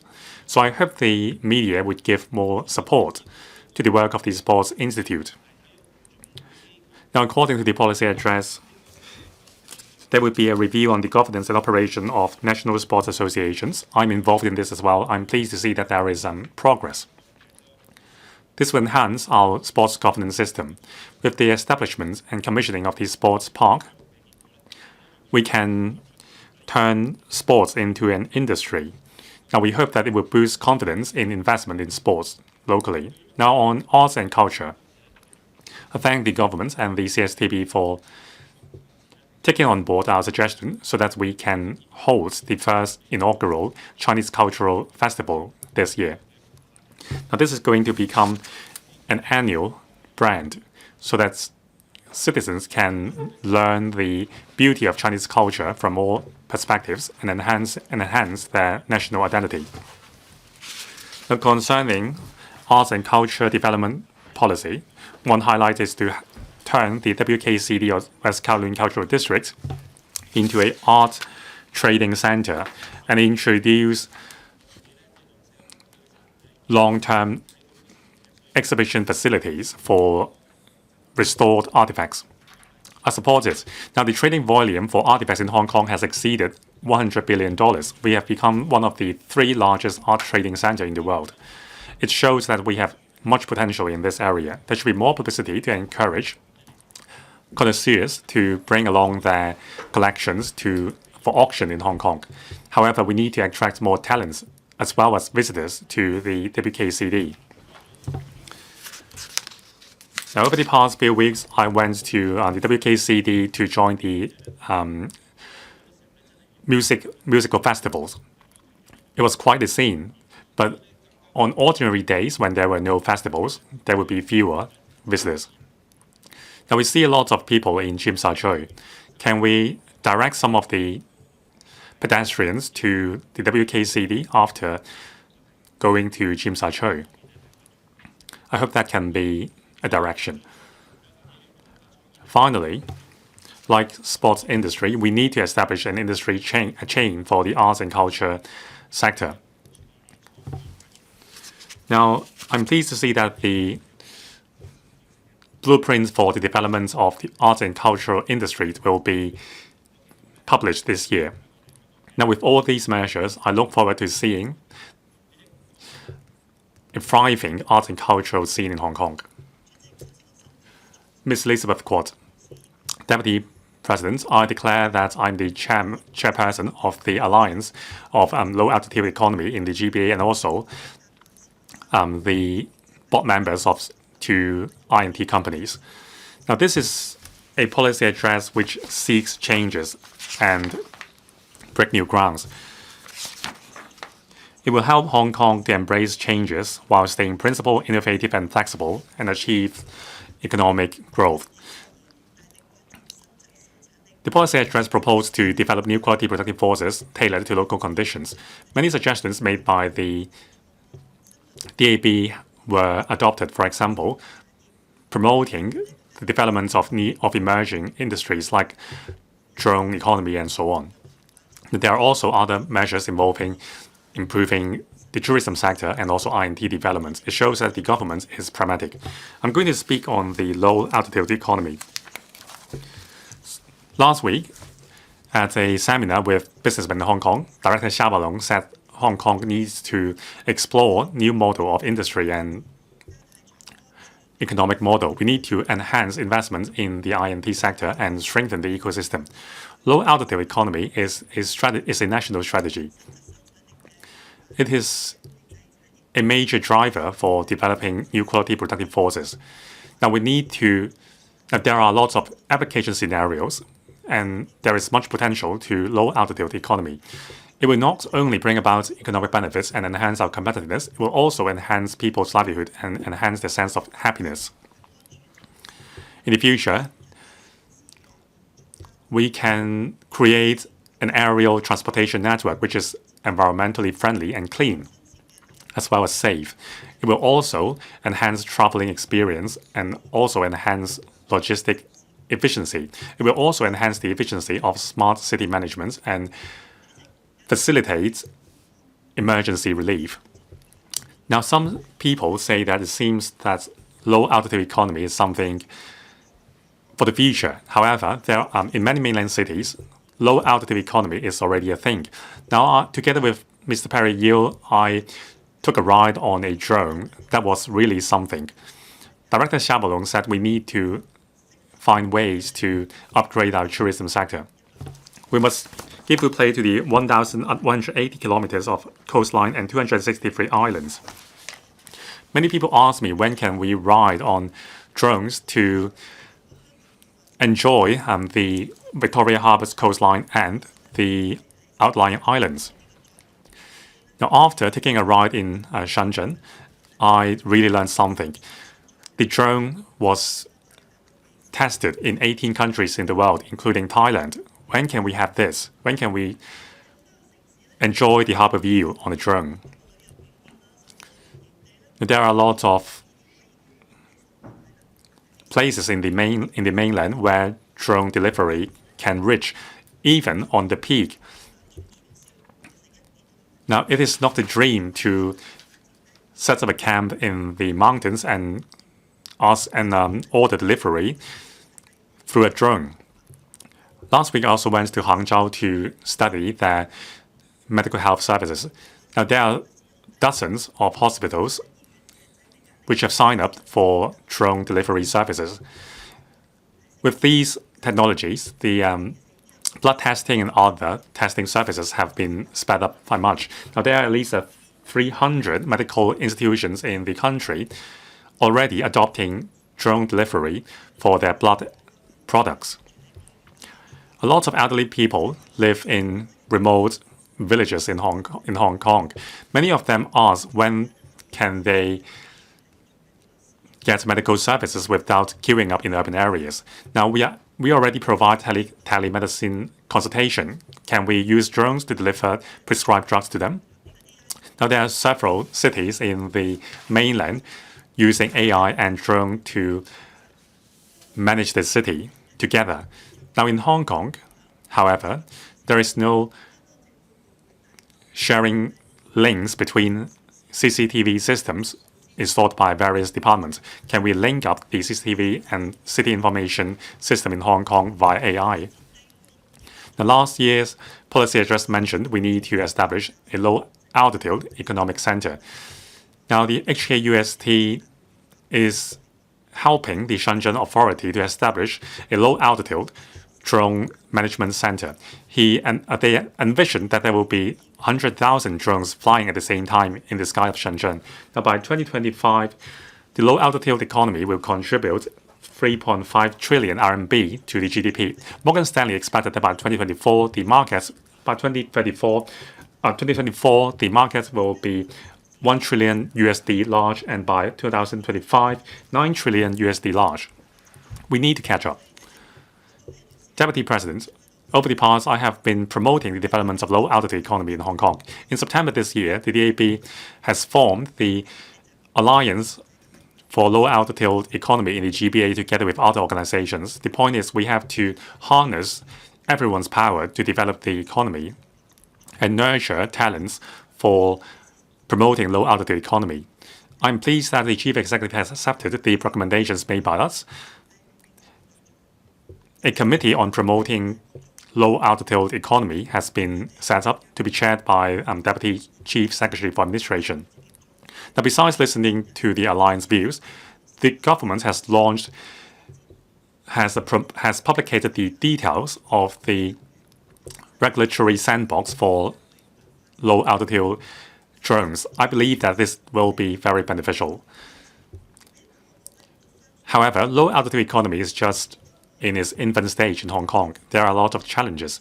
There are a lot of departments responsible for approving the projects. There should be a one-stop service for approval and streamline the vetting procedures so that drones applications for various scenarios and routes can be approved. Now, the government should offer a list of application scenarios for low-altitude economy and ask the market to align with the list. Now, without subsidies, some SMEs may not have the resources to participate in these pilot programs, so subsidies should be given. We have also submitted some recommendations to the working group. I hope the government will consider that, including the formulation of a strategy to promote low-altitude economy in Hong Kong, as well as collaborative development of low-altitude economy in the Bay Area. And also, we should have a strategy to attract foreign investors to invest here in a low-altitude economy. In terms of basic infrastructure planning, the government should plan an airport or vertiport for drones in Hong Kong and the GBA, in particular in the Northern Metropolis. Now, we need to establish more drone routes and also provide insurance plans for drone delivery, and we should make use of 3D geospatial data to design a highway for low-altitude routes. In terms of low-altitude economy, we are a bit slow. However, we are the most internationalized city in the Bay Area. We have strengths like a good legal system as well as a strong financial system. We also have the soil for technology to thrive. We have a very strong professional services sector which is familiar with the need of the market. As a regional aviation hub, we have the experience in managing air traffic. These are our strengths. Now, the HAUST has confirmed that they will work with the Alliance to nurture high-quality talents for promoting low-altitude economy. The government must pick up speed in removing red tape and harnessing the power of the R&D and the industry sector to promote tripartite collaboration to seek to catch up with the development. We have the unique strength of enjoying the backing of the country and being connected to the world. We need to play our role as a superconnector. We need to join hands with other mainland GBA cities to turn the GBA and Hong Kong into a demonstration zone for low-altitude economy to tap into the trillion-dollar large market.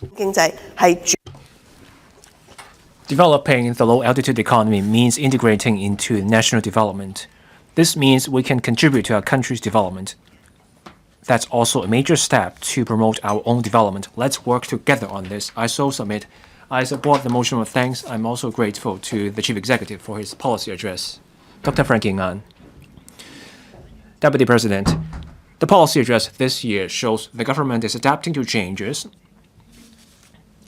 There are different measures focusing on the economy to strengthen Hong Kong's status as an international financial, trade, and shipping center, and to develop Hong Kong into an international hub for top-notch talent.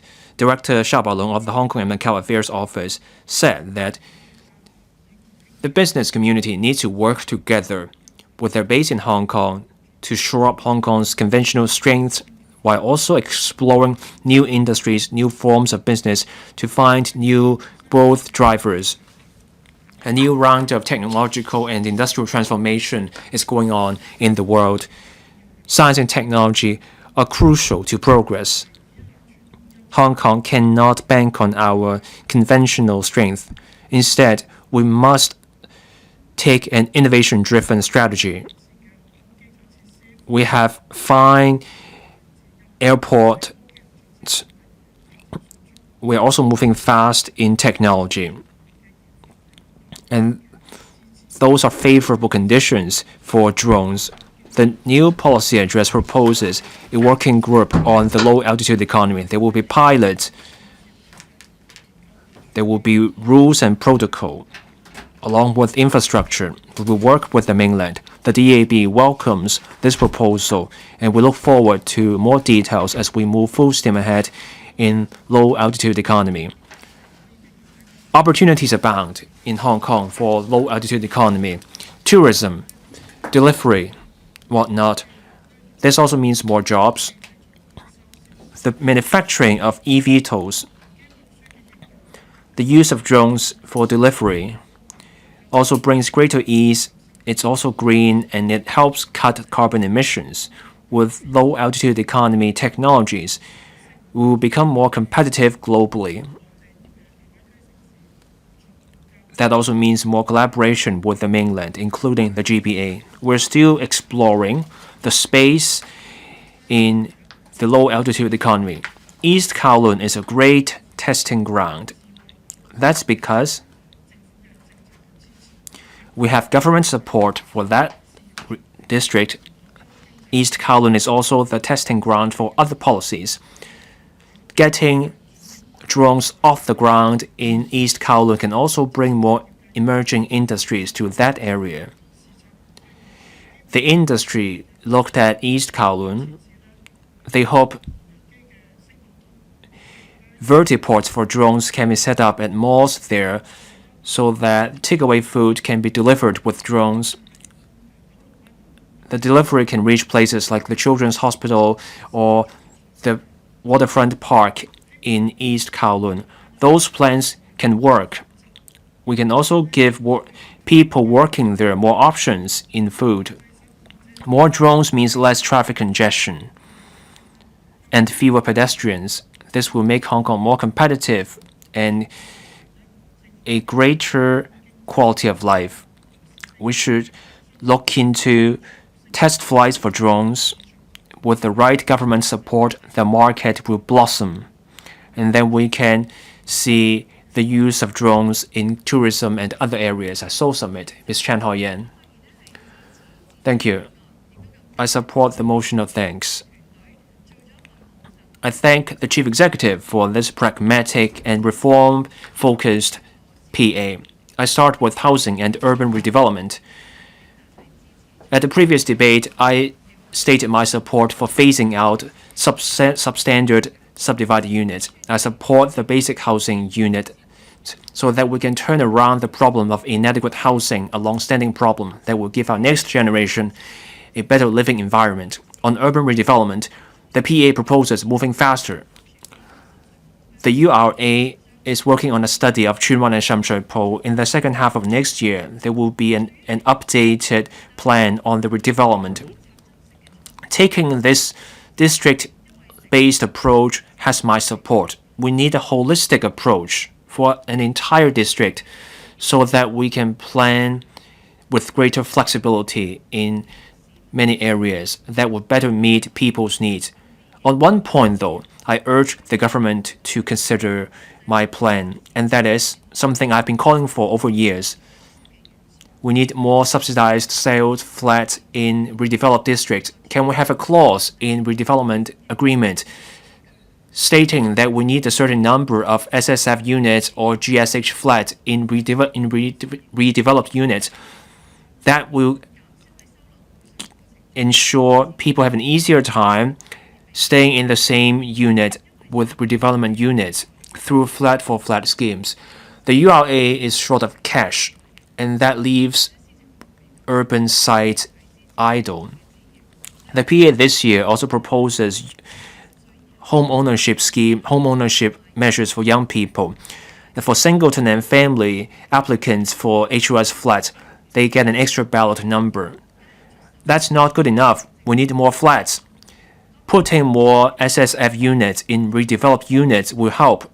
Some worry this may affect the long-standing urban redevelopment strategy, and that may also affect the self-financing basis on which the URA is run. I say true reform means we have to work on redevelopment in urban areas as well. Now I turn to cultural and creative industries. The PA proposes turning the West Kowloon Cultural District into a must-visit landmark featuring many industries and functions. I support that. The West Kowloon Cultural District is supposed to draw audiences from at home and abroad. There should be performances and other arts programs. There, let's make use of the strength we already have, the experience of the team there. And that can help our local culture and creative industries grow. And they can go beyond just Hong Kong. They can go global. To create this atmosphere, we need to look beyond just high-end culture. Let's also look at our local artists and other people in the cultural scene. Look at the success stories elsewhere. They have their landmark in cultural and creative facilities. Give people the chance to have a go, and then you can offer affordable handicraft. The government wants to turn the CIFs in Kai-Tak into a creative and cultural industries base. This will become a youth post and also a space for arts and cultural exchange for young people. It's a good start, but let's go further. Let's turn Kai-Tak into an incubator for cultural and creative industries. For young people, give young people their space for their creativity and make that a space for other people to learn about the local cultural and creative scene. Director Xia Baolong of the Hong Kong and Macau Affairs Office said this at a seminar. Let's make the most of our 1,180 kilometers of coastline and our 263 islands. Let's upgrade our tourism. Making better use of the park near the Kai-Tak runway and the West Kowloon Cultural District, both harbourfront sites, we turn one into an incubator for creative and cultural industries, and the other into a cultural landscape that will work out just well. We can use the Kowloon waterfront into a corridor of culture and creative industries from Kai-Tak to To Kwat Wan through Hong Kong and Tsim Sha Tsui all the way to West Kowloon and linking up Tai Kok Tsui. We can have different sections and make the most of the space under flyovers. The space is underutilized in East Kowloon.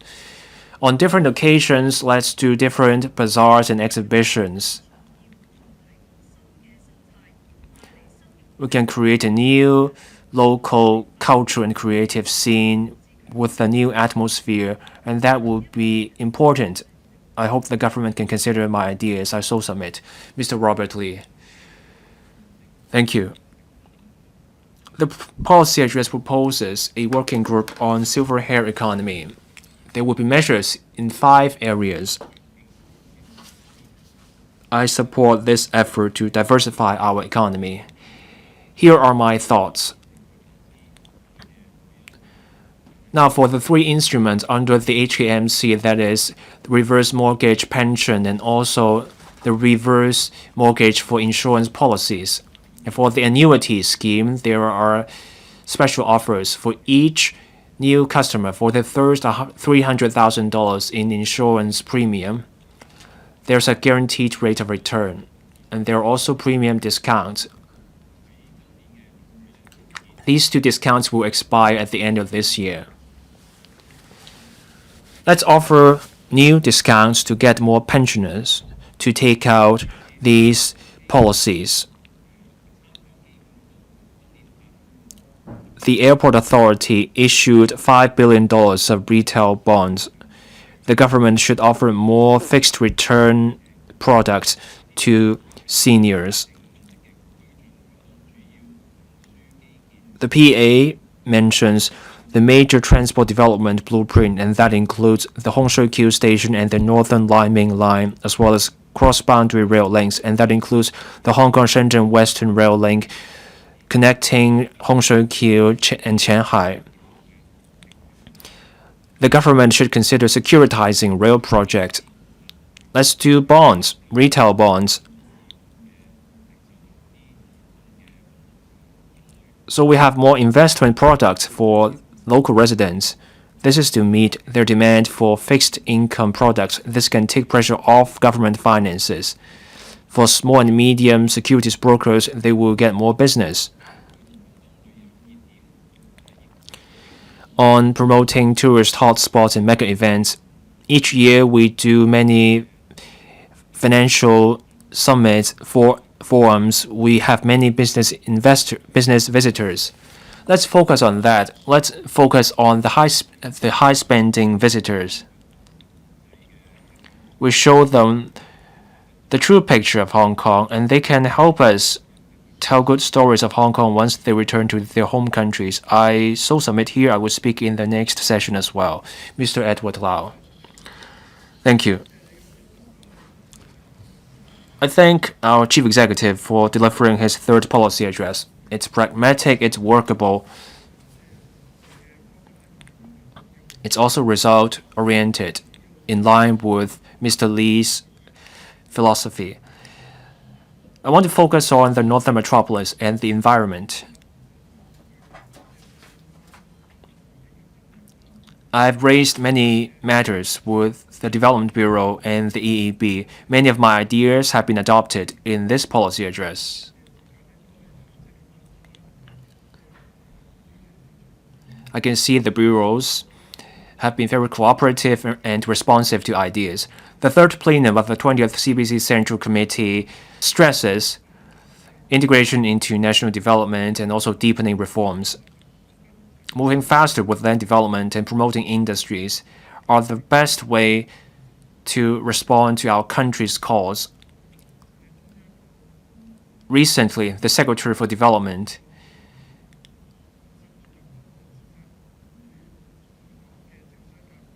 also said that as Director Xia Baolong met with Hong Kong's business leaders, the Northern Metropolis will provide a huge amount of land. The same goes for the artificial islands. Director Xia encouraged business leaders to get involved in those projects. The PA this year also will provide much room for developers to take part in projects. We've called for large-scale land development in the Northern Metropolis. That's adopted in this PA, and there will be 3 such pilot sites. This approach has merit. We can leverage private market players, the government, direct the project. This takes pressure off government finances and also speed up development in the NM. I have high hopes for the NM. We want private market players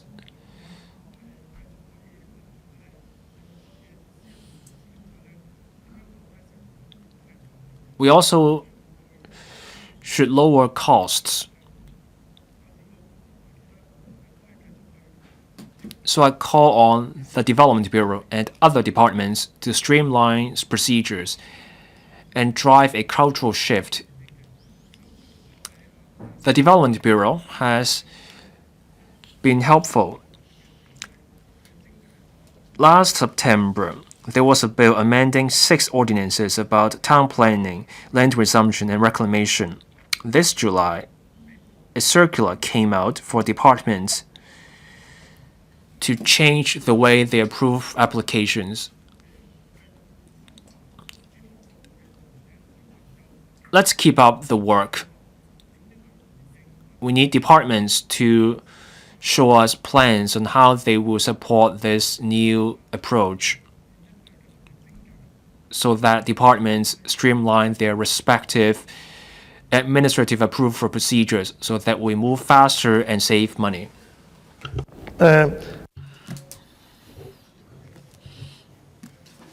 What we learned from Mr. Cha's remarks is that it's high time that we make changes, especially on land.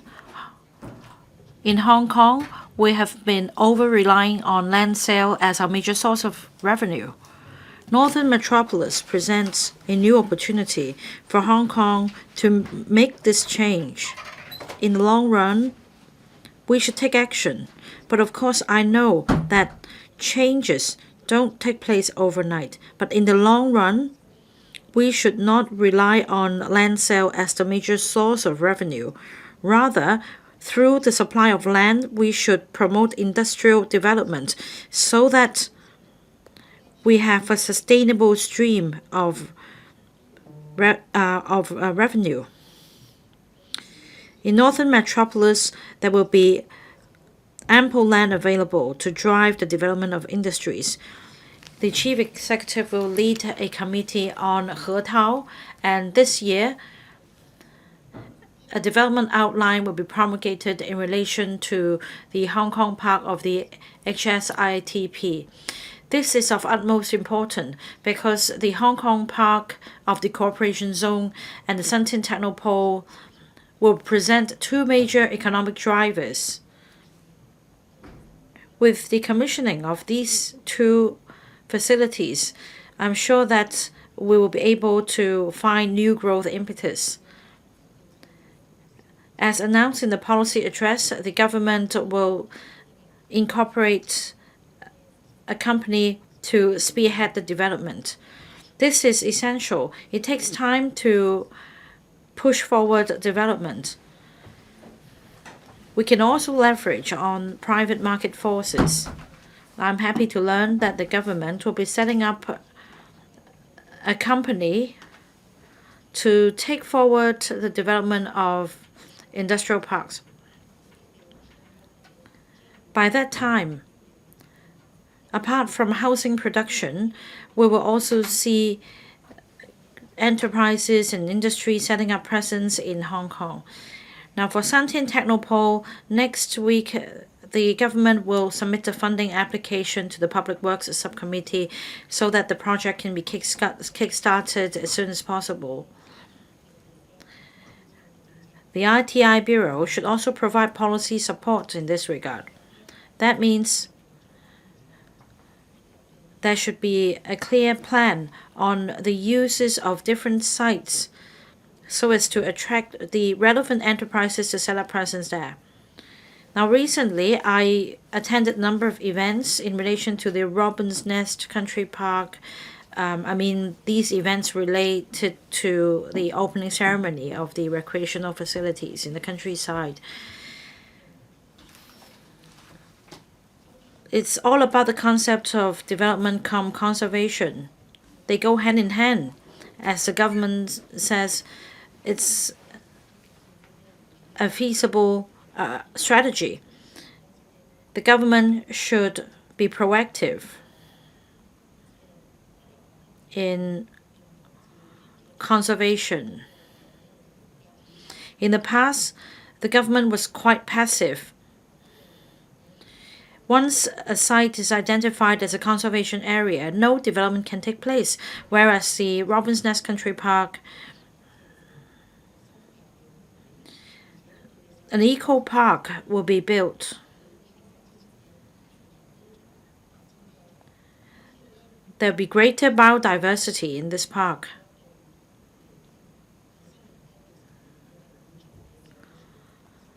Sampo-Shu Conservation Park will be established in Shantin Technopole, and now I have confidence in the government's efforts in enhancing biodiversity and the ecological value of the wetland in Sampo-Shu.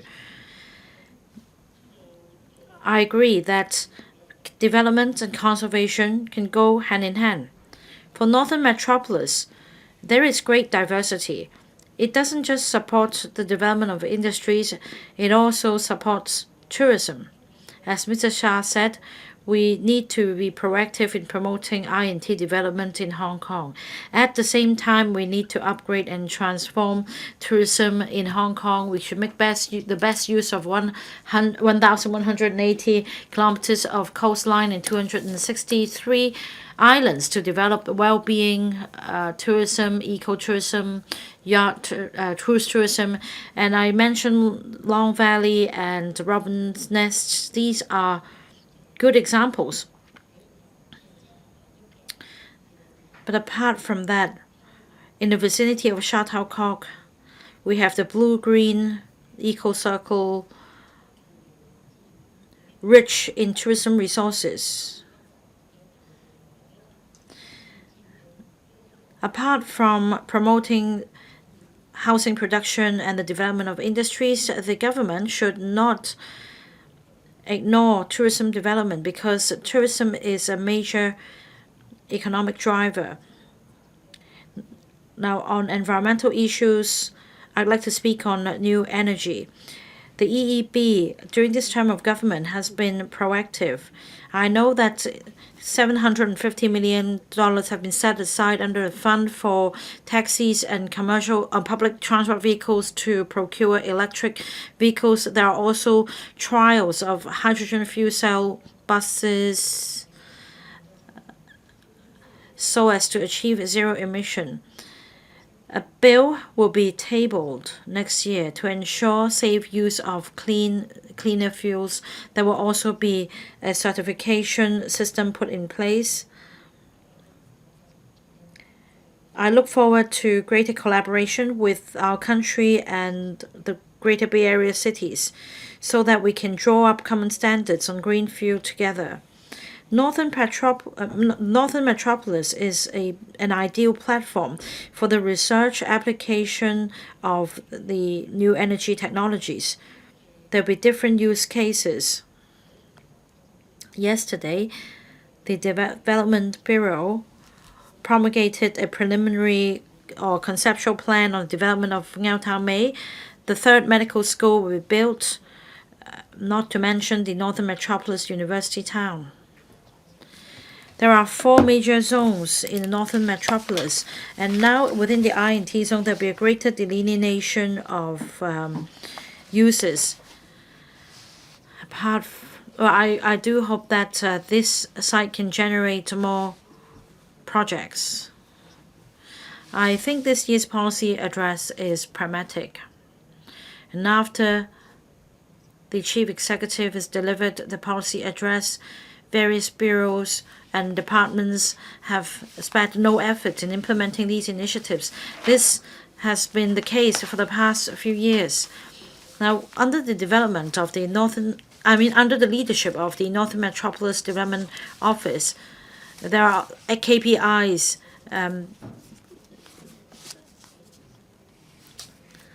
For example, for the uni town that I mentioned, according to yesterday's announcement, the size of the site earmarked is actually larger than planned.